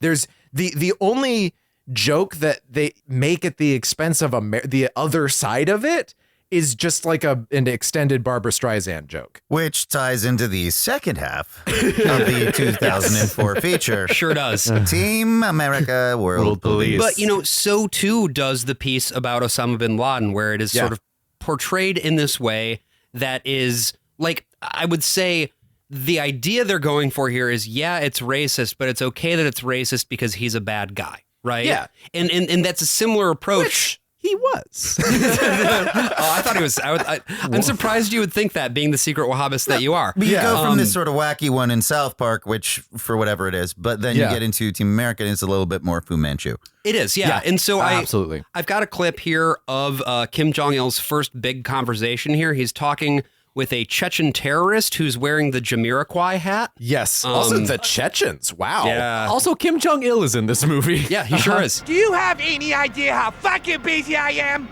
I cannot believe that I actually have a Chechen standing here telling me when he's gonna take a delivery. Hello? Perhaps we can be ready sooner. Yes, perhaps you can. Now take your weapons of mass destruction and get the fuck out of here! So this is just Eric Cartman with an accent, basically. You have to remember, too, the axis of evil. This is coined by David Frum, the columnist. Mm-hmm. David Frum Software. Jesus. I would say look him up, AJ, but you shouldn't. You shouldn't. Okay, great. Just stay in the dark about him. He don't sucks. Ever read newspapers, folks. This guy is a respected voice who was a speechwriter for George W. Bush, and he came up with this term, the axis of evil, because, of course, the Axis in World War II was an organization designated by various treaties that they had with each other. They were on more or less the same side of the war. Bush then wants to make a unified front that we can turn against. So there's the war on terror, which is a little too nebulous, right? It's a concept. We're going to war against the government of Afghanistan for something that the government of Afghanistan did not do. Right. And then we have Iraq, which just straight up didn't do anything to us. Well, and also you have to bear in mind, too, that like a big piece of the actual perpetration was the Saudis. Right. But for strategic reasons, we couldn't go after them. They're nice. They're part of the axis of nice. And then we also just don't like North Korea as well. So they're also part of this axis of countries that have no relationship to each other. So the OG axis of evil is Iran, Iraq, and North Korea. Iran and Iraq on the same side. Insane. At last. Insane. And then you also have a group that is beyond the axis of evil. So I guess the sequel to the axis of evil. Axis 2. It's beyond two axes with two eyes. So it's axes. And that is Cuba, Libya, and Syria. So I didn't know about that one. And one thing that you'll also notice here is that pretty much all of these countries have some connection to socialism. They are either socialist states, they are nominally socialist, or they have a history of socialist tendencies. Well, and they all share a border. And Springfield's right in the middle of it. So to understand, like, yeah, we have this idea of like just evil. It doesn't mean anything. It's just like, here are the guys we all don't like. Here's our checklist. Mm-hmm. And how do we say that they're all, state sponsors of terrorism or whatever, right? Cuba is still a designated state sponsor of terrorism, regardless of the fact that they have no connection to each other whatsoever. Right. Because we want war. Because war is going to build the entire legacy of the Bush administration and allow us to do whatever the fuck we want. The portrayal of North Korea in this mostly looks like it's out of a tabletop game. Like, it's a lot of basically their approach to the Middle East is it's just Tatooine. Mm-hmm. Everything here is just the planet intentionally, of Tatooine. And that's a joke. They make it look like the cantina. We've got the jizz music playing in the background. Yeah, absolutely. But in North Korea, it's like there's just a bunch of like pagodas that are like vaguely connected to each other by drawbridges. Like it seems like it almost looks like something out of like Throne of Blood more than it looks like something out of ancient, any sort of like modern representation of North Korea. The layer of the final boss. Yeah. And that's exactly what Kim Jong-il is in this movie. He is the final boss. He's the one who is pulling this entire plan together. And this is a big thing in like 90s movies, or like think about Steven Seagal movies. There's always like some Asian at the top of the whole thing that Steven Seagal can use his kung fu against. Noted Russian state asset Steven Seagal. That shit was fucking wild. Where it was like, you saw that, right? Where it was like, well, you might say this about Vladimir Putin, but I would not say that. Fucking insane. And that was after he was like a big weeaboo for like the Navajo Nation for a while. He wrote novels about like just being some kind of martial novels. Yeah, he was like doing he was like doing Dark Winds, but the guy knows karate. Anyway, just to get back to... Are you listening, AMC? Sort of the key point here, right? Where we are.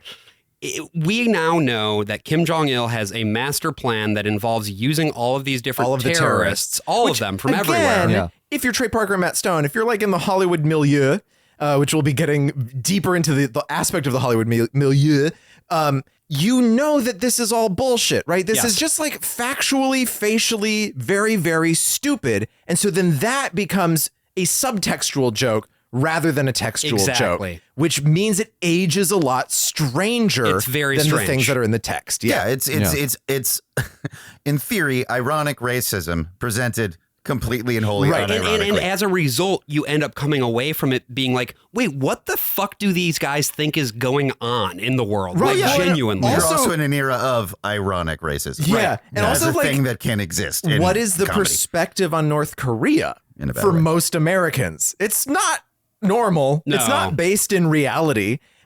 Because most of the news we get of North Korea is just propaganda. Right. Whether we're seeing some North Korean propaganda or whether we're getting weird South Korean propaganda. It's like Kim Jong-un died like 6 times in 2020. Right. Like, oh my God, that's right. He kept dying of COVID and coming back.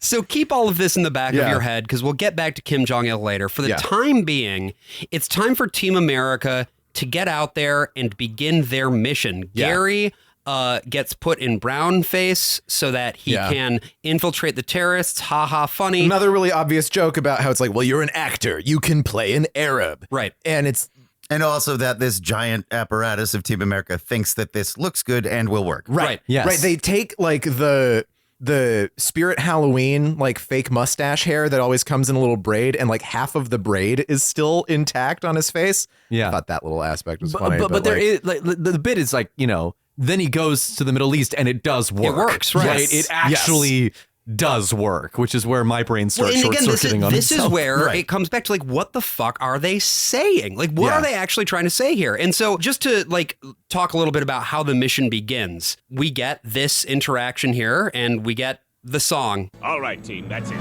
We've got a job to do. Let's go police the world.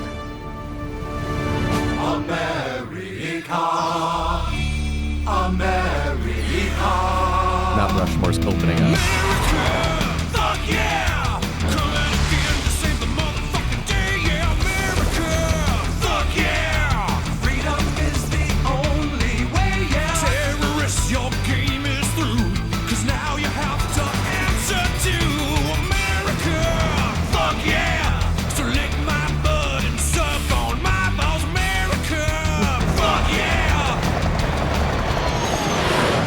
This is I found myself not really liking the other songs in the movie this time around. I love this song. I think this song is awesome. It does exactly what it needs to do when it leaves. And arguably is the longest lasting legacy of the movie. I would say almost certainly. And why it works so well in this movie is because it only shows up when the vehicles appear. Yes. Which makes it seem this is a song written for a toy commercial. Yes. Right. And these are toy commercial scenes. Well, we're suddenly in Robotech. Yeah. Robotech, G.I. Joe. Yeah. Beast Wars. Who knows? Like it's all just like this is something that you'd see on the middle of your episode of Dexter's Laboratory after the Huggies commercials. They're always diaper commercials. Always diaper commercials. And it's just like so much baby ass. And then you get like the fucking Rock'em Sock'em Robots or the Beyblades or the America Fuck Yeah Voltron shit. But to that exact point, like it does feel like a toy commercial. And so I think that the sort of joke of the movie where it is puppets, right? Yeah. It works at its best when it is commenting on what the actual physical thing you're seeing in front of you is. These are physical puppets who are in physical toy cars and planes. Yes. And those cars can transform into plane and plane can transform into car, and you can buy them all for the low price of $39.99. So my question here for just the group is, was saying fuck funnier in 2004? Yes. Yeah. I mean, we were also younger. I think that was certainly a part of it. It felt more transgressive, certainly. Well, I looked up the plugged in review, the Focus on the Family review of Team America World Police, which always keeps a tally of the swears, and they gave up for this movie. This certainly isn't reaching Big Lebowski levels of fuck. No, it's not Goodfellas. No, it's not Goodfellas. It's not Uncut Gems. It's more like not Uncut Grems. It is like that. It's not Scarface. I didn't think, were there really that many fucks? Because I'm an adult and I say that word fairly often, but like, obviously it's in the song a ton. But the song is really the only time that it jumps out at you. I think there's something to this song that, I don't know, it gets at like the dumb broiness in a way that none of the other songs I think really capture. Like it does, you do kind of want to sing along to it because it's like there's a video game called Broforce, which sort of like fits into the same thing where it's just dudes being dudes. And there is something that's sort of exhilarating about that. I think Trey Parker also gets kind of like every type of joke that he wants to make in there, right? It's like there's the long string and the full version of the song where they're listing off American things that they like pornos and stuff, and then they say books and everyone goes quiet. There's eat my whatever, lick my butt and suck on my balls. Yeah. It's like okay. They're like it's just every kind of joke that Trey Parker wants to make. He gets it all in the song, other than the other songs, which are a little bit more like just the one joke that they have. AIDS, everyone's got it. And here's all the people who are included by the word everyone. And we're going to say AIDS. Right. So again, it's trying to play fun of an American ignorance towards all those things while also representing this stuff in the world. In 2001, we talked about like, why did they attack us? Oh, it's because they hate everything about the American way of life. Our pornos and our beer and our books, sure. Our precious freedoms. Our Christianity, our Disneyland. Our trucks. That meant that we were trying to like put a sort of a specific kind of microscope, a directed microscope over like Arab culture or like a broad sense of like, what is a Mohammedan after all? You were always getting these like explainers from everywhere from like 60 Minutes to, Tucker Carlson on Crossfire. Oh, and well after. I mean, Brian, I remember somebody, it was like a guest lecturer who came to our college, and this would have been in like 2009, maybe 2010. Where we go after that cantina scene is a big old action sequence, right? There's a car pursuit. Gary manages to sort of go on a ride along with the guy in the Jamiroquai hat, and Team America then goes after that car to take them down. And once again, they annihilate all of the precious cultural monuments such as the Sphinx, the pyramids, and Petra. There's also a joke in there where the terrorists are going to be turning their car into a suicide bomb. Yes. Yeah. Yes. Yep. There's a thing where he has to give like the signal of that he's in danger, which is just him shaking around a lot. And that I think is the one time I maybe half smiled in this whole sequence. Well, there's a good bit with the Jeeps just like driving down the road and you can just see all the little dollies and them just shaking. Where we get from here after this car pursuit and after, Team America annihilates everyone is that we get what is ultimately going to be the second biggest bad right behind Kim Jong-il, which is Hollywood's own Alec Baldwin. Played by Maurice LaMarche. Yes. As a representative of the Film Actors Guild, or fag. Which they put up names on the screen and then just put the Film it's Actors like Alec Guild. Baldwin, parentheses, fag. Yeah. Right. Yeah. So the framing of this now is that we have a movement of opposition to not the war, because there's not a war going on. It's just the world police as an organization. And that opposition is Hollywood actors. Nobody else in society. And, people decry sort of the loss of monoculture, but this is really what it felt like in the early 2000s. Any kind of journalist or ordinary person or student-led group that now gets so much attention didn't have anything of the sort. The biggest demonstrations in American history were against the war in Iraq. Yeah. And it just doesn't even come up. I don't remember footage from it. It wasn't playing on the news. The revolution was not televised. Yeah.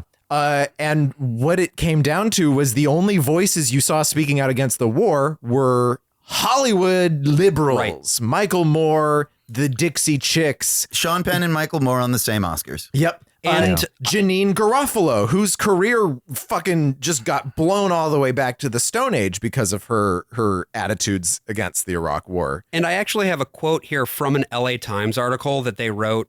Some fucking bullshitter at the LA Times interviewed them during the production process to hype the movie, right? And I just want to quote here. Just as the South Park movie ultimately made a statement about the dangers of censorship, Team America may not be as mindless as it appears. Uninformed Team America critics previously have attacked the filmmakers for belittling President Bush and his war on terror, even though Bush isn't in Team America and the film ultimately recognizes America as a superpower while mocking its movie stars. And then there's a quote here from Pam Brady, who has the third writing credit on this movie. Right. She says, when the Iraq War started, the celebrities really took center stage. It was so frustrating. Every time you wanted an expert, you got Janine Garofalo instead. It's about time someone stood up to celebrities. Yeah. Congrats on standing up to celebrities, Pam. you did it. Cool. Well, it's the thing is, it's like, it's not the point that you're making that the war is bad is the thing we're making fun of. It's that you're daring to stand up and say anything, because who the hell are you to be able to stand up? Who the hell are you, some pampered Hollywood type, unlike me, the creator of Team America World Police in Hollywood with all my pampers. It's interesting because this movie it swerves, right? Because at first it's going to be like, oh, this is a movie about how American exceptionalism destroys other cultures. Right. And then it turns out, no, this is about how we think celebrities are annoying, actually. Mm-hmm. And in a weird way, it's only left celebrities, right? Yeah. Because you don't have a thing where it's like, nowadays, you couldn't make this point in the same way because there's just as robust a C-tier list of conservative Hollywood actors who do the same stuff that's outspoken. But even back then, they could have hauled out like fucking Ted Nugent or something. I don't know. Like Charles Downey Jr. Yeah, sure. Barry Sinise. There were guys, they're just not the ones who they're choosing to pillory here. And it says quite a bit about what this movie is actually doing rhetorically. And it's because, again, celebrities were the only ones who could even have a voice against the war. And like I said, South Park, Trey and Matt, they represent a sort of 90s counterculture, but it's not countercultural at all. It's just, I don't know, cult media. It's not countercultural because the 90s wiped that shit out by the end of the decade. Yes. By the end of the end of history, it was just like everything was just so fully commoditized and absorbed into the mainstream culture. And yet these people still think of themselves as countercultural because they're the kind of Hollywood that's not faggy. Yeah, to the point of how it was so impossible to oppose this shit. The very next scene threw me way the fuck back because Hans Blix shows up. I also took the same note. Yes, You're the fucking Blix? UN weapons inspectors. See, another joke that lands just fine in 2004. Everybody knows the name Hans Blix in 2004. Right. Nobody knows the name Hans Blix in 2024. The guy's old as shit. He's still alive. He is? He was born he was 11 years old when World War II broke out. Yeah. he survived the sharks. Yeah. The man lived through, again, Swedish neutrality in World War II. He lived through the assassination of Olof Palme. If a third thing had ever happened in Sweden, he would have lived through that as well. Right. So he is featured here as the UN weapons inspector. Right. And this is another great example of them not taking a side. Of course, you had the old like SNL sketch about the UN's weapons inspectors who are all cucks. And they're all just like, do you have weapons? And Saddam's like, no. And they're like, okay. And that was a joke that was very much at the expense of the UN and for the sake of going to war in Iraq. Instead, here we get this, and I'm not even really sure what this is. Mr. Ill, I was supposed to be allowed to inspect your palace today, and your guards won't let me into certain areas. Hans, we've been through this a dozen times. I don't have any weapons of mass destruction, okay, Hans? Then let me look around so I can ease the UN's collective mind. Hans, you're breaking my balls here, Hans. You're breaking my balls. I'm sorry, but the UN must be firm with you. Let me see your whole palace, or else. Or else what? Or else we will be very, very angry with you. And we will write you a letter telling you how angry we are. It's a pretty decent joke about the UN and what it's capable of doing. Yeah. But it's also not the point of those weapons inspections. It was to prevent a war. Right. To have something on the record saying, let's not go to war. And then Colin Powell shows up with his little fucking glass of flour. Hans Blix coming in and actually like trying to enforce his will upon Kim Jong-il is itself a joke because the only way in their minds to solve this is to use Team America World Police. Right, you have to use force. You can't be nice about this. You can't send your little form because it's not going to stop brutal dictators like Kim Jong-il. You need to be a dick. Yeah. Yes. Gotta be. You can't be a pussy. So he has a shark tank. Of course, these are smaller sharks. They're not big sharks, but they throw Hans Blix into the shark tank and the sharks actually rip him apart. It's pretty funny. And again, it's funny because it's just a puppet doing puppet things. And it's real sharks. They still have the strings on it so his arm can move and whatever. Well, it's every time you're trying to search for like a legible agenda in the movie, you realize that maybe what they wanted to do was just dumb puppet bits. Yeah. Right. And they don't do enough, honestly. There's too much dialogue humor. Absolutely. Well, it's still like it's being pulled into like doing very earnestly The Rock or like the big action movie where we have to hit these beats. This character has to say this bit in this scene because this is the save the cat, blah, blah, blah. Which is exactly what happens next, right? Gary gives us his monologue about what his brother's, like his backstory and why he's so sad. His brother perished in a tragic gorilla accident. GOR, yes. And this leads us then into another one of the also, I think, things that people remember most about this, which of course is the puppet sex scene.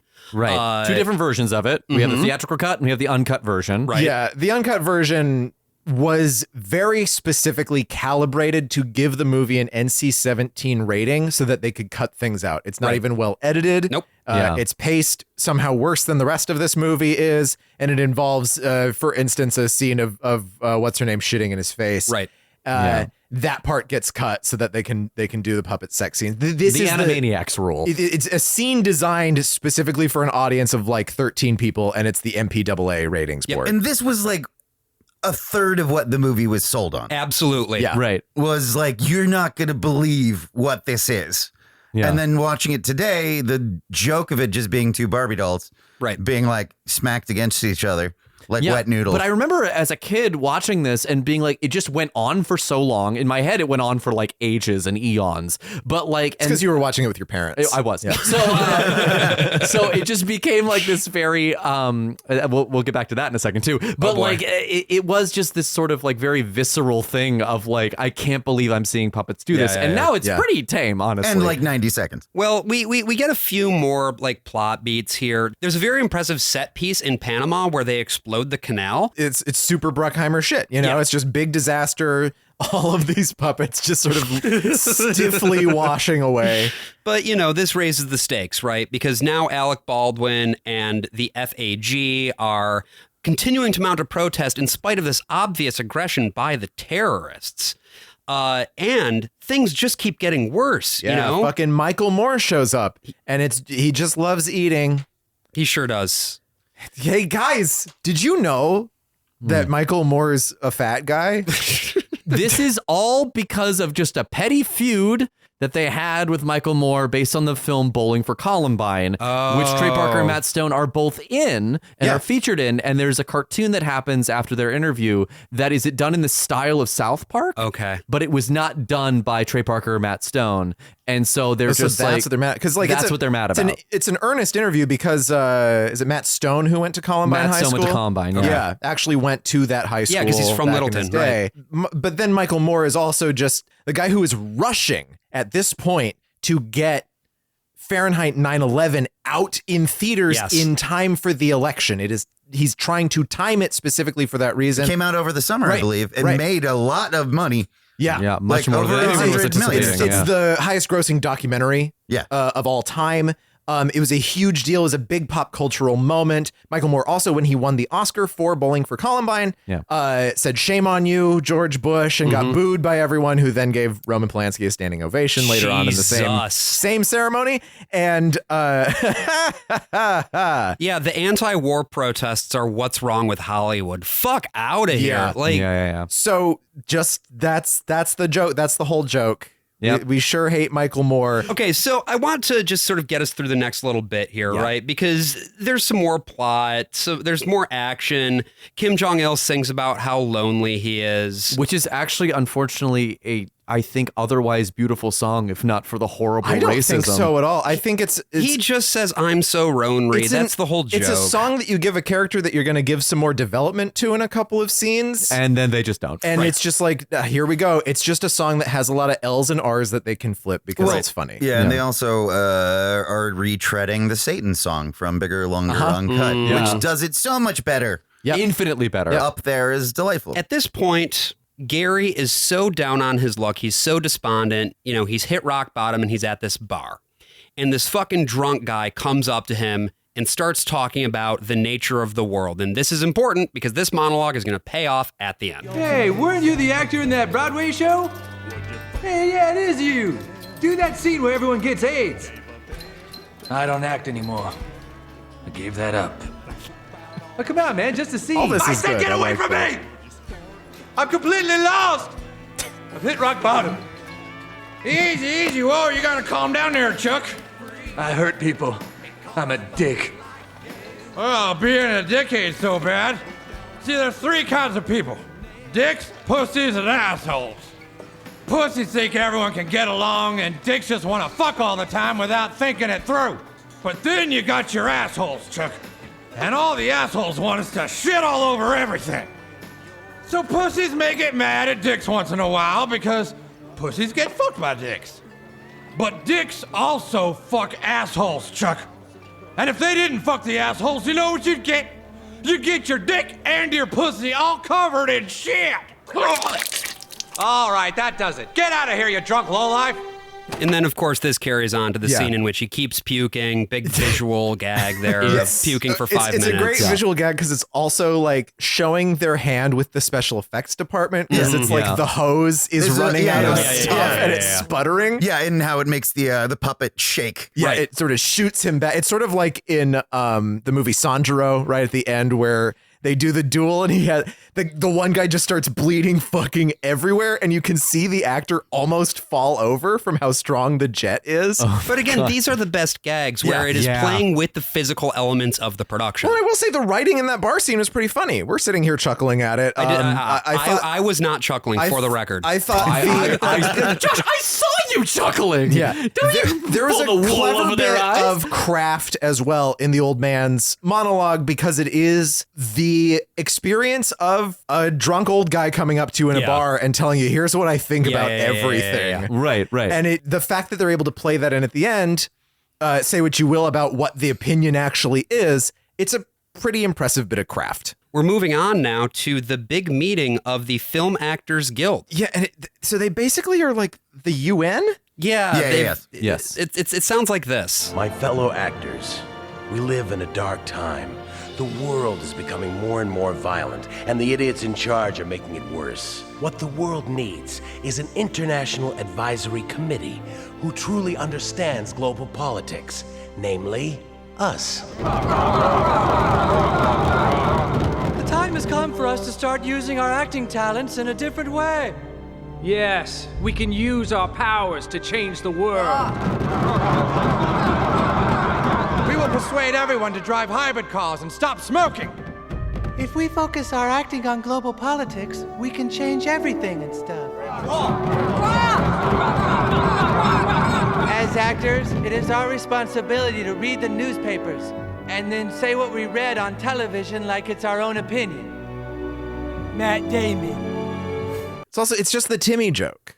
It's just the same joke that they do for Timmy. Yeah, it's the same thing. The montage song that happens later actually first appeared on an episode of South Park. Oh, really? Yeah. Oh, really? The Pearl Harbor song? No, not the Pearl Harbor song. The montage song when. Oh, the song about gotta do a There's montage. so many montages in this fucking movie. Yeah.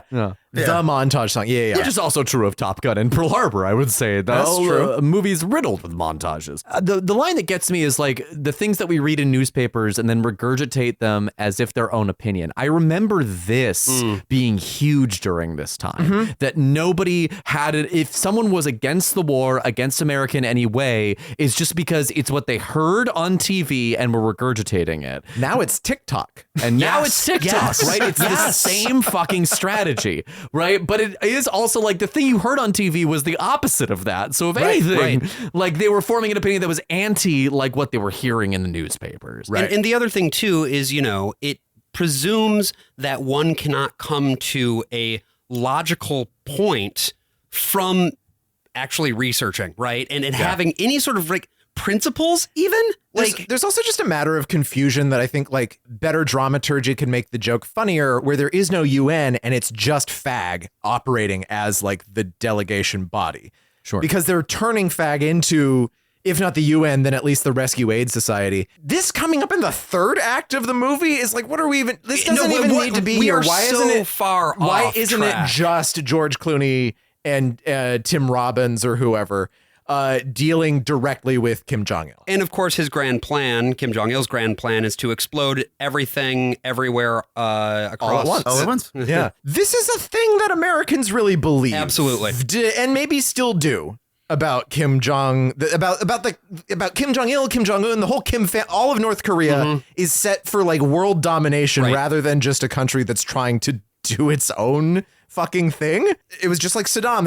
They were saying that like Saddam wanted to take everything over, and it's like, no, he's pretty good just shoring up his resources in Iraq, and then also constantly going to war with Iran for increasingly bizarre reasons. So who will stop Kim Jong-il from this grand plan? Who could ever do it? Well, Gary is out, and we have a montage here. Yep. And he's thinking about some things, which we hear in song format.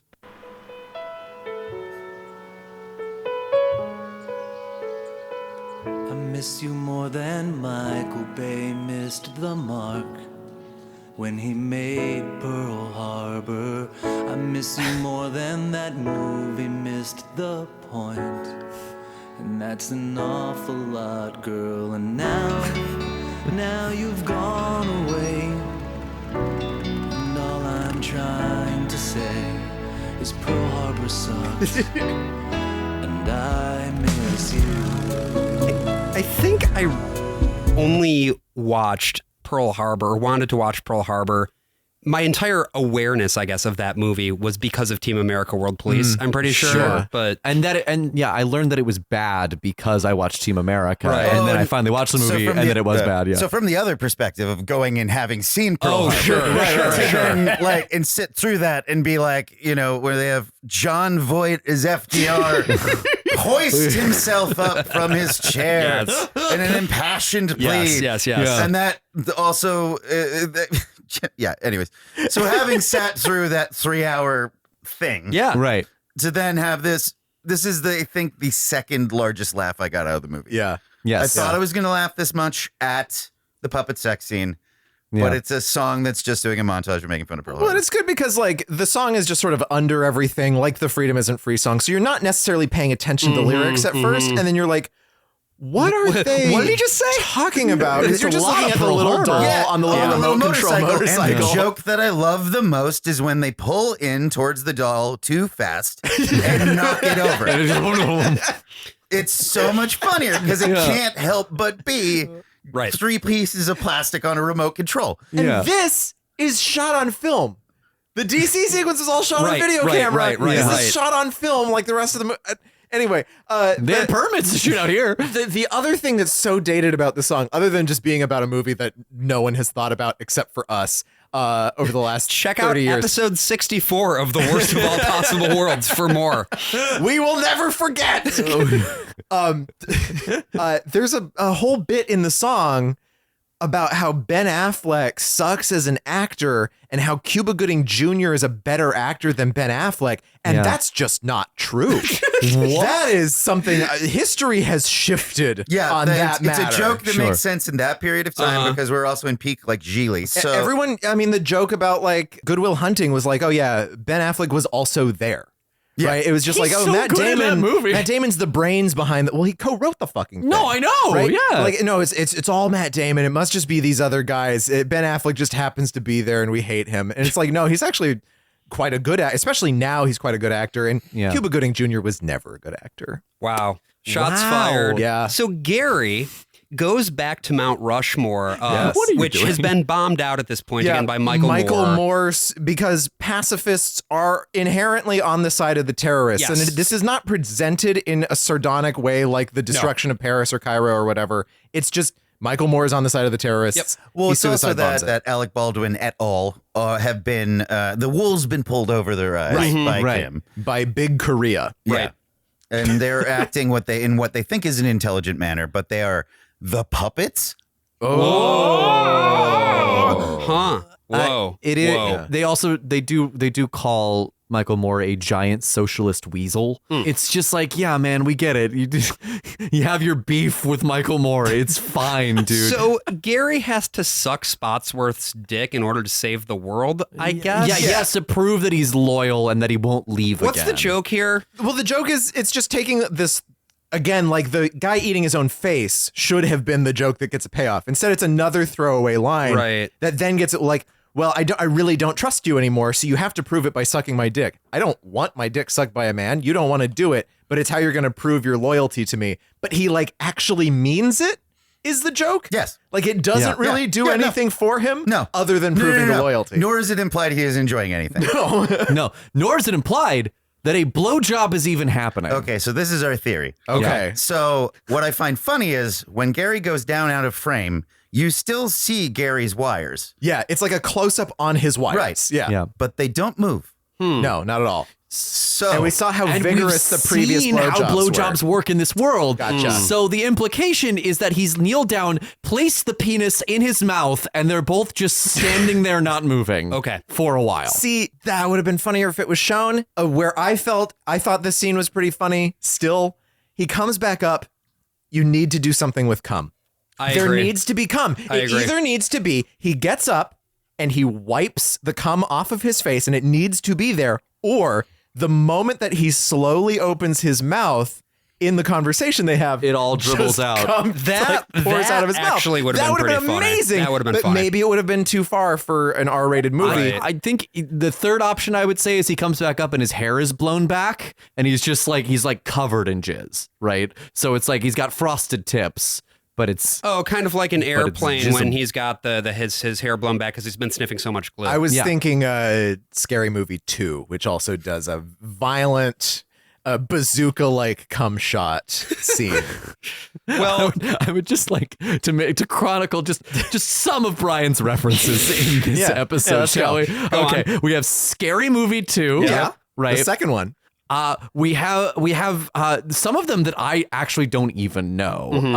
It was Thunderbirds. Thunderbirds, various Star Treks, The Rescuers. No, this has just been a banner episode for Brian's refs. Yes, thank you, Steve, for being here. Yep. Finally, a man with culture. Elder millennial solidarity. I'm the youngest one in this room. The youngest one here. But maybe the oldest soul. Yeah, I watched a lot of TV It's Land probably true, growing honestly. up. I've seen every episode of the Beverly Hillbillies. Yep. Thank you. Raised by Nick by night. Do you want to? At night. Are you sure you don't want to make a podcast with me? Or yeah, we can. We can spin off. Or alternatively, no. Do you want to get married? Let's start with coffee. Okay. And then we can go from there. Not in 2004, you can't. Yeah, okay. no, that was But you know what you suck can another do? man's dick. You can suck with another man's dick. with no spooge. And with no consequences. And No you can get consequences. another montage, Yeah. which takes you Which into has the montage song it that does, confused me. From Yes. South Park, yeah. which takes you into all of the world leaders being invited to a global peace conference by Kim Jong-il. The intention here is to distract the global heads of state from detonating from Kim Jong-il detonating WMDs across the globe.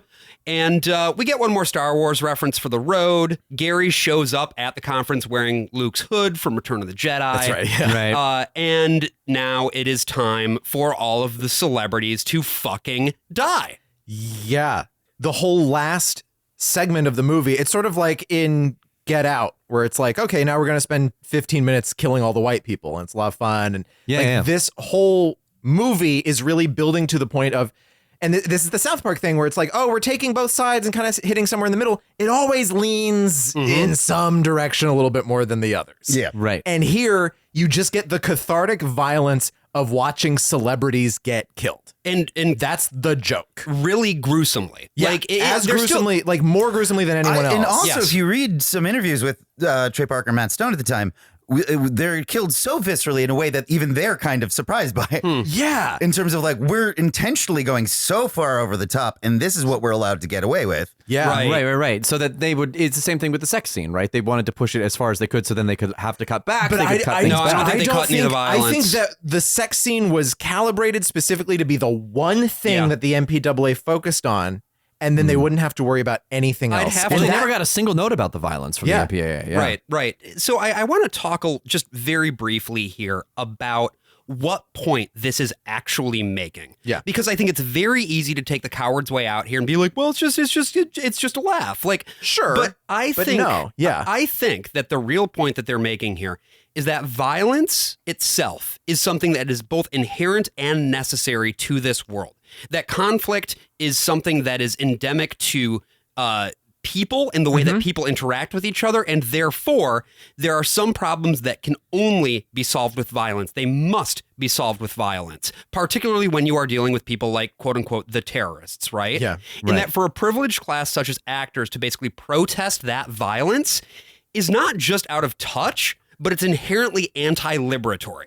That they themselves are standing in the way of people being truly free, and therefore they ought to be subjected to the violence that they are facilitating, implicitly. If you're not with us, you are against us, and you must be dealt with in that way. Yeah. The way that Janine Garofalo is killed in this movie, I feel, is actually genuinely so vile. Like, and it's specifically the way she is killed over, I think, all the other ones. It's like she is targeted, and again, is because Janine Garofalo was the person who would go on Hannity and Colmes or whatever, or yell at Bill O'Reilly. Yeah.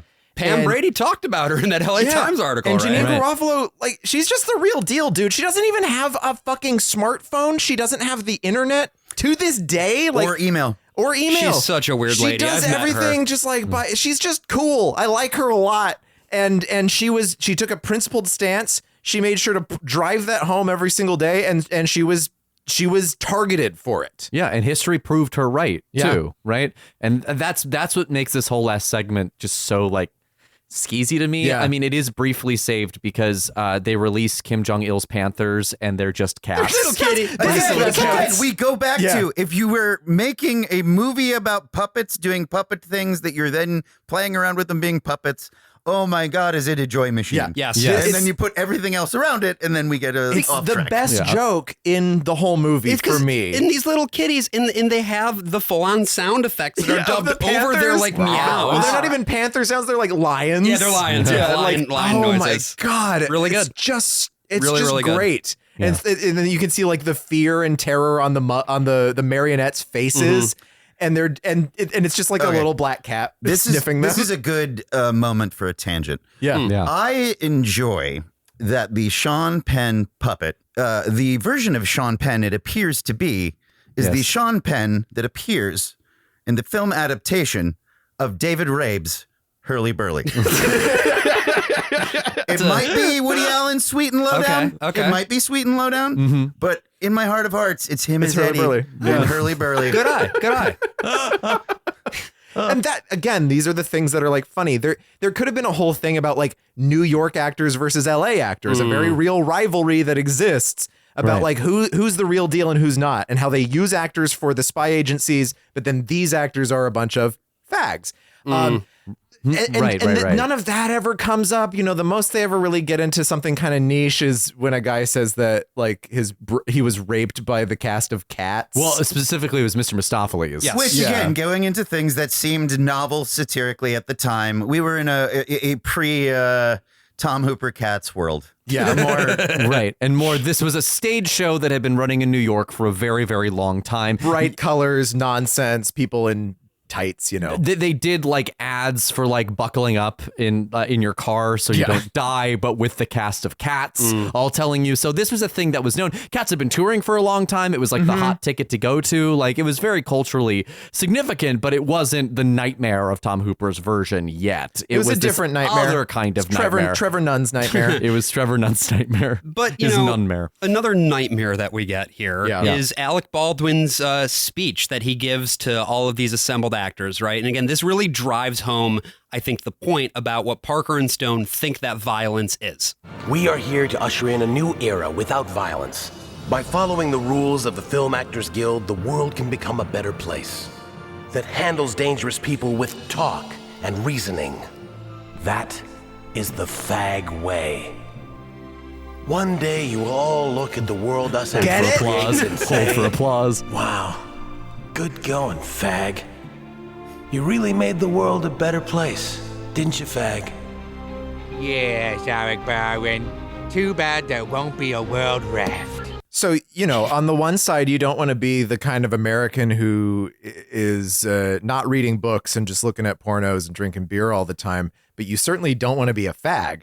So you still have to go to war with Iraq. Well, it's also it's a weird content dictates form thing. We're trying to make this point satirically about actors and what they're saying and so forth. Yeah. But via this apparatus of a Michael Bay, Jerry Bruckheimer movie, which inherently is about an individual who takes matters into their own hands or has a unique way of solving a problem because they're oil rig workers who are going to go in space and have a unique working class look at how to, anyways. Stop an asteroid. Yeah. And so like the whole narrative is close my eyes. So you have to, only a woman. So the movie is set up that the only response that you as an audience member want from a story that you're watching is the individual to succeed, right? Yeah, versus the collectivist approach. Yes, that the Alec Baldwin is espousing. Right. It's hard to tell how much of this. I mean, I think the point about violence is very clear. Yes. I can't tell though to what extent the collectivism versus individualism thing is their politics versus, as you were saying, the structure of the just plot, doing the genre necessary of the genre convention. Yeah, because the payoff here, just an anti-union screed. The payoff here for the whole thing is that Gary goes up on stage and gives a big, brilliant speech. I know you all don't like Team America a whole lot right now, but Kim Jong-il is a lot worse. You can't outact me, boy. Don't even try. For the truth is that Team America fights for the billion-dollar corporations. They are just as bad as the enemies they fight. Oh, no, we aren't.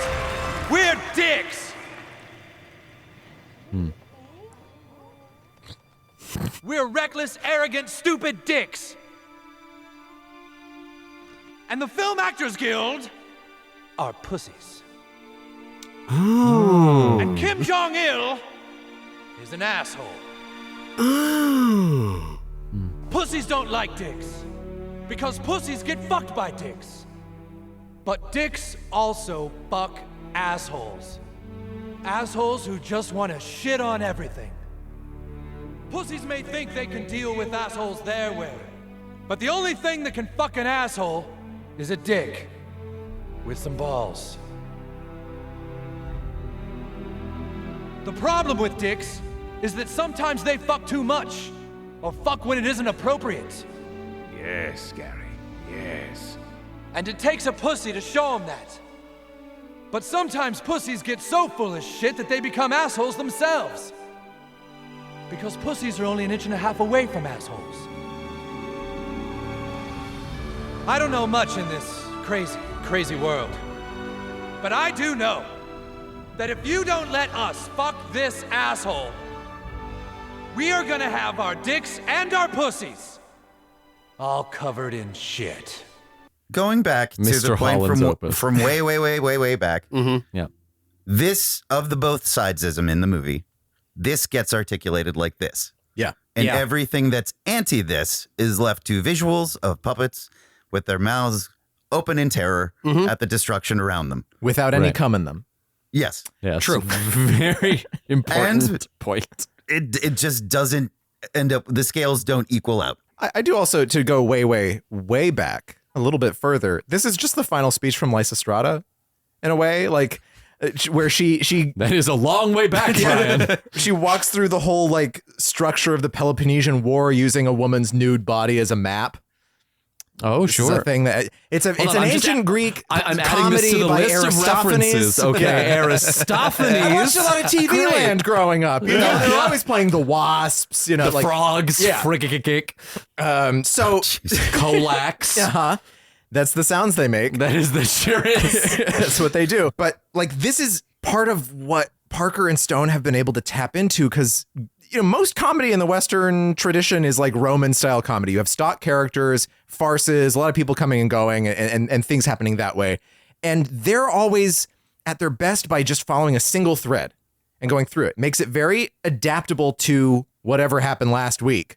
Right. But it also makes for great episodes that aren't even like topical things like Scott Tenorman Must Die, or the episode where Wendy Testaberger beats the shit out of Cartman on the playground. Right. And he spends the whole episode just trying to get out of it, and he doesn't get out of it, and it just happens. Right. But here, whereas Aristophanes is making a point about like, we really need to end this war that's been going on for 115 years already. This is very much like, yeah, it's a necessary evil. Yeah, no, the war absolutely needs to happen because Kim Jong-il is a danger to us. Right. And again, it's like, it's hard to know how much of the Kim Jong-il thing specifically is, you know, sending up the boogeyman of the moment. But the thing is here, it also flattens the nature of violence, like and warfare, and why wars happen, and by whom are they propagated, and to whom are they targeted. And there is the narrative of like, from the peace side, from the anti-war side of like, well, we don't want to be as bad as the terrorists. Right.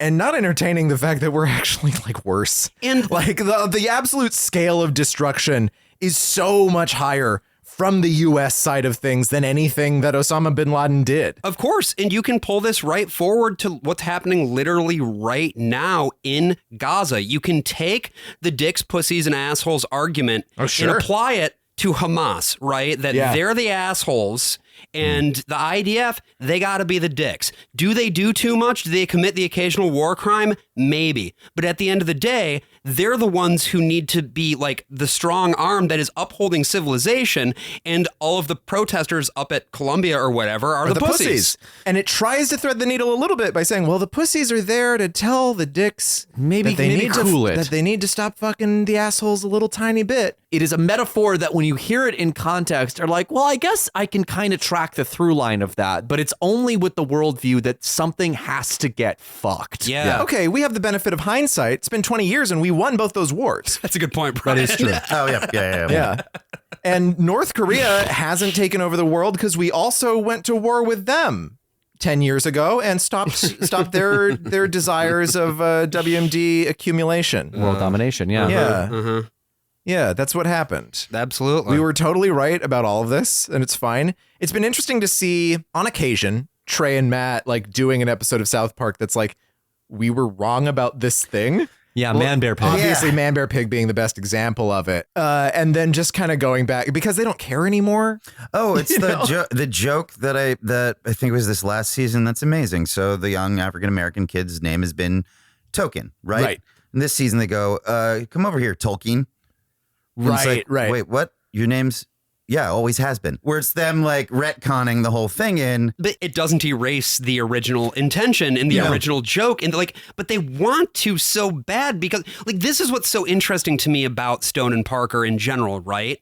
Is that they present this image and this ideal of being these iconoclasts who don't really care about what you say, man. They're going to do their own thing. Right. But they, just as much as anybody else, are still subject to the pressures socially of a changing world. Yeah. Yeah. And they desperately want approval from that world. Exactly. Too. And it's amazing how much of the like hegemonic media structure was so just, okay, we're doing this. We're on track to war. We're on track to the next war. Who gives a fuck? We're going for it. Again, the only window that we really see into opposition to it is people like Janine Garofalo. But it was a lot of people. Like, it was a heavily propagandized thing. People were not acting rationally in the wake of 9/11, but there were so many people who could see at least somewhat clearly that this is a disaster and this is something that we should not do. And it's entirely erased because it essentially wasn't written down.